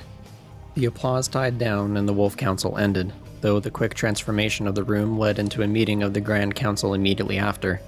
The meeting would devolve into bickering rivalries almost immediately as the Crusader clans wanted to blame everyone and everything but themselves. Their opening argument that due to Ilkhan Ulrich's terrible bidding of clan forces and Comstar backstabbing the clans is more than enough grounds to remove Ulrich as Ilkhan, with the replacement to repudiate the Tukayyid truce. With a Khan from Clan Smoke Jaguar putting that motion forward, it was seconded by a Khan from Clan Novacat. Given the Grand Council was under the Clan Martial Code, only one representative can make a case for each side, for and against the removal of Ulrich and the destruction of the truce. Con Lincoln Ozus would make his case for the removal of Ulrich, and Ulrich would name Phelan to argue against his removal. Before Ozus began, Ulrich added that Focht had already alerted him that the Primus of Comstar who instigated this treachery was made retired. By force. Or blowing the back of her head wide open. Either way, it doesn't really matter. In an effort to have this documented, I will cite Lincoln Ozus's argument and how Phelan counters it. Trothkin, we have seen that this agreement only benefits Clan Wolf. Because Ilkhan Ulrich has carefully engineered a line across which we will not go for 3 generations, he will remain Ilkhan until he dies, resigns, or is forced out. In this manner, he has assured his dominance over us in a way that Nicholas Kerensky never intended when he created the office of Ilkhan. Ulrich and Clan Wolf have consistently violated the spirit of our agreement concerning the conquest of the Inner Sphere. In accepting the right to negotiate a battle with Focht, he prevented any of the rest of us from consulting with him or offering advice on the agreement. We are now all bound by a pact that we had no part in creating. Furthermore, Ulrich did not act as Ilkhan in the assault on Tukayyid. He failed to coordinate our actions, and because of that, our effort to conquer the world was for naught. Your distaste for this invasion is well known. Your negotiation of this deal with Focht served as your goal of stopping the invasion, not our goal of re-establishing the Star League. As war leader, you have brought us peace, and that peace is useless to us. I should not have to call for a vote to remove you. I should only have to listen to you tender your resignation. As you will not do so, I do call for a vote. We must strip you of command and press forward to our original goal. That is the will of the clans. That is the destiny we must fulfill, and we shall not let you or your agreement stand in the way. As for Phelan's rebuttal, well, buckle in. Trothkin, I do not have the benefit of knowing what arguments and discussions were offered when the clans began to move into the Inner Sphere. I was, as you know, captured in one of the first engagements in the periphery. Because of that, I can only speak to what I have seen of the clans and what I know of the Ilkhan. You, Lincoln Ozus, accused the Ilkhan of doing all this for the benefit of Clan Wolf, and you said his reluctance to engage in this crusade was well known. How is it, then, that Clan Wolf, whose invasion corridor contained more worlds than any other, has progressed so far and so fast? Are Ilkhan Ulrich's actions those of a timid, avaricious, or reluctant leader? Clearly they are not. The Ilkhan has seen what you have not. You all dreamed of an Inner Sphere torn by war and utterly unable to withstand your onslaught. True, their level of technology is not as high as yours, but it approaches it swiftly. At the end of the first year of your invasions, you had made great headway, but the Inner Sphere had already learned tactics that put you at a disadvantage. At Wolcott, the Draconis Combine beat you at your own bidding game. One member of your own blood-name house died because he so poorly negotiated that battle. And again at Twycross we tasted defeat. In the time it took us to elect Ulrich Ilkhan, the Inner Sphere came together. They trained together and exchanged information. They learned from each other, and new technology began to be shared between the ruling houses. We managed, with a few exceptions, to unite people who had not worked together since before our ancestors left the Inner Sphere. And yes, we learned too during our time away and shifted our tactics, but they beat us. You lost a battle for Luthien. The Jade Falcons failed in their attempt to capture Victor Davion. We did take worlds, but these crucial victories eluded us. We have dismissed these losses and have blamed them on circumstance.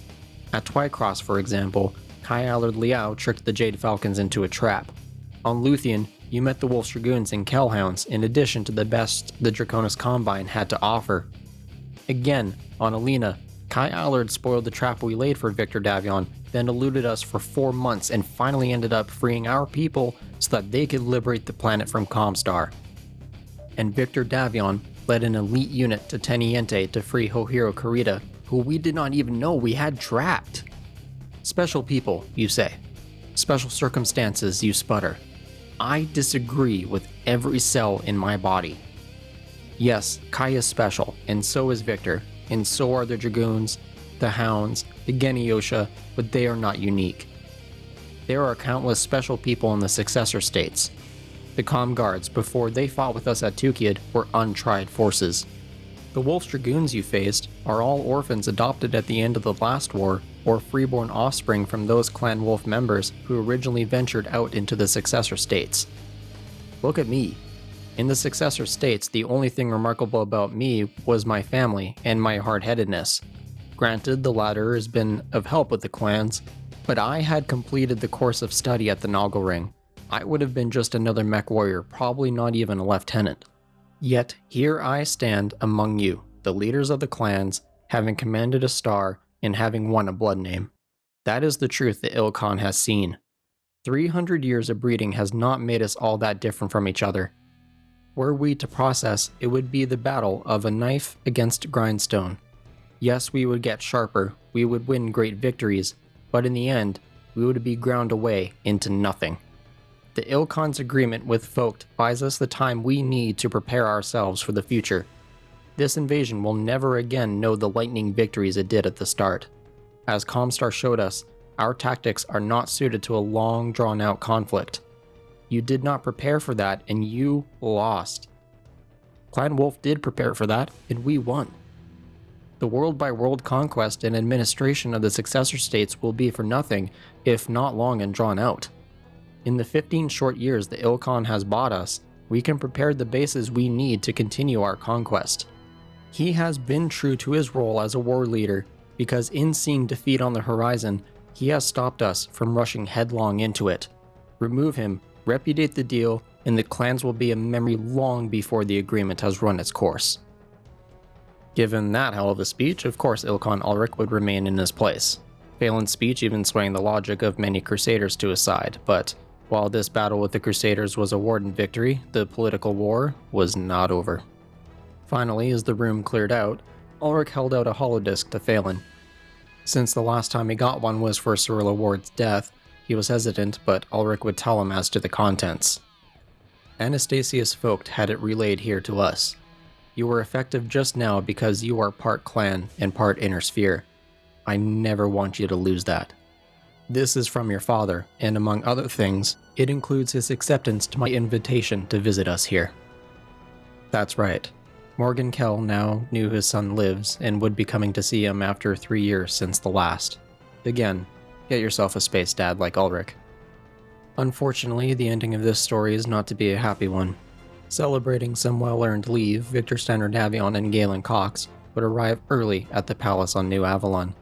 The two would celebrate news of Kai's survival on Alina, and Victor vowed to send a message ahead of him to tell him the news of Justin's death. Spotting Hance's office lights still on as the helicopter landed the two men at the palace grounds.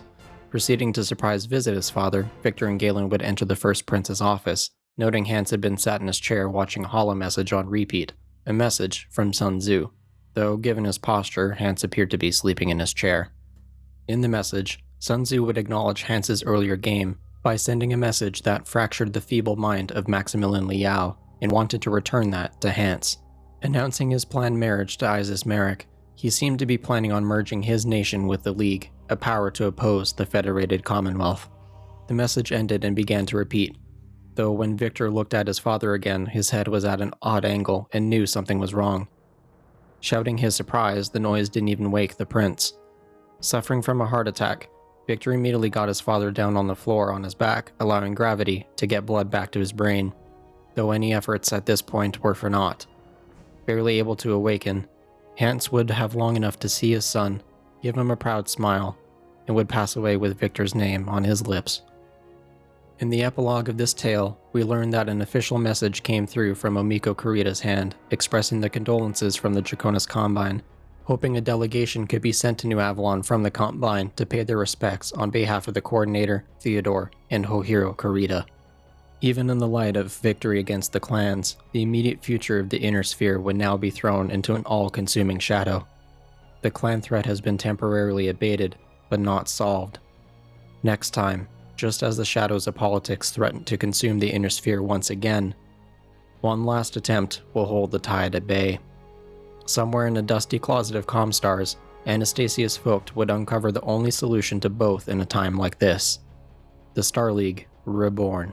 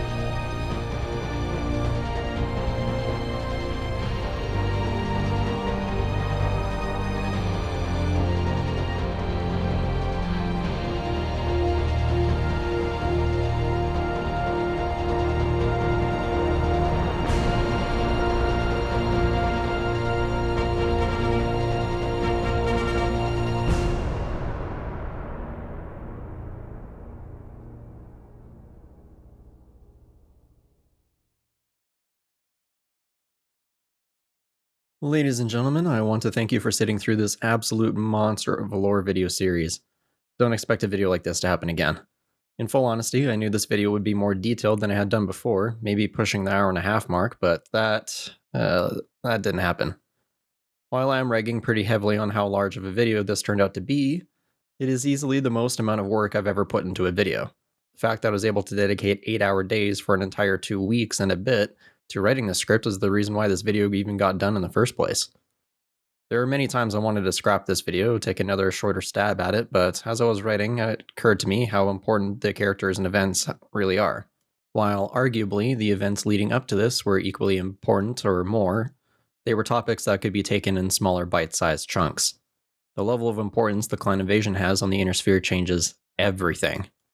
Anyone could have seen the SLDF falling apart out in deep space, but the return of the SLDF as a new and alien society coupled with the complex politics of the Inner Sphere, that is a story worth telling in this amount of detail.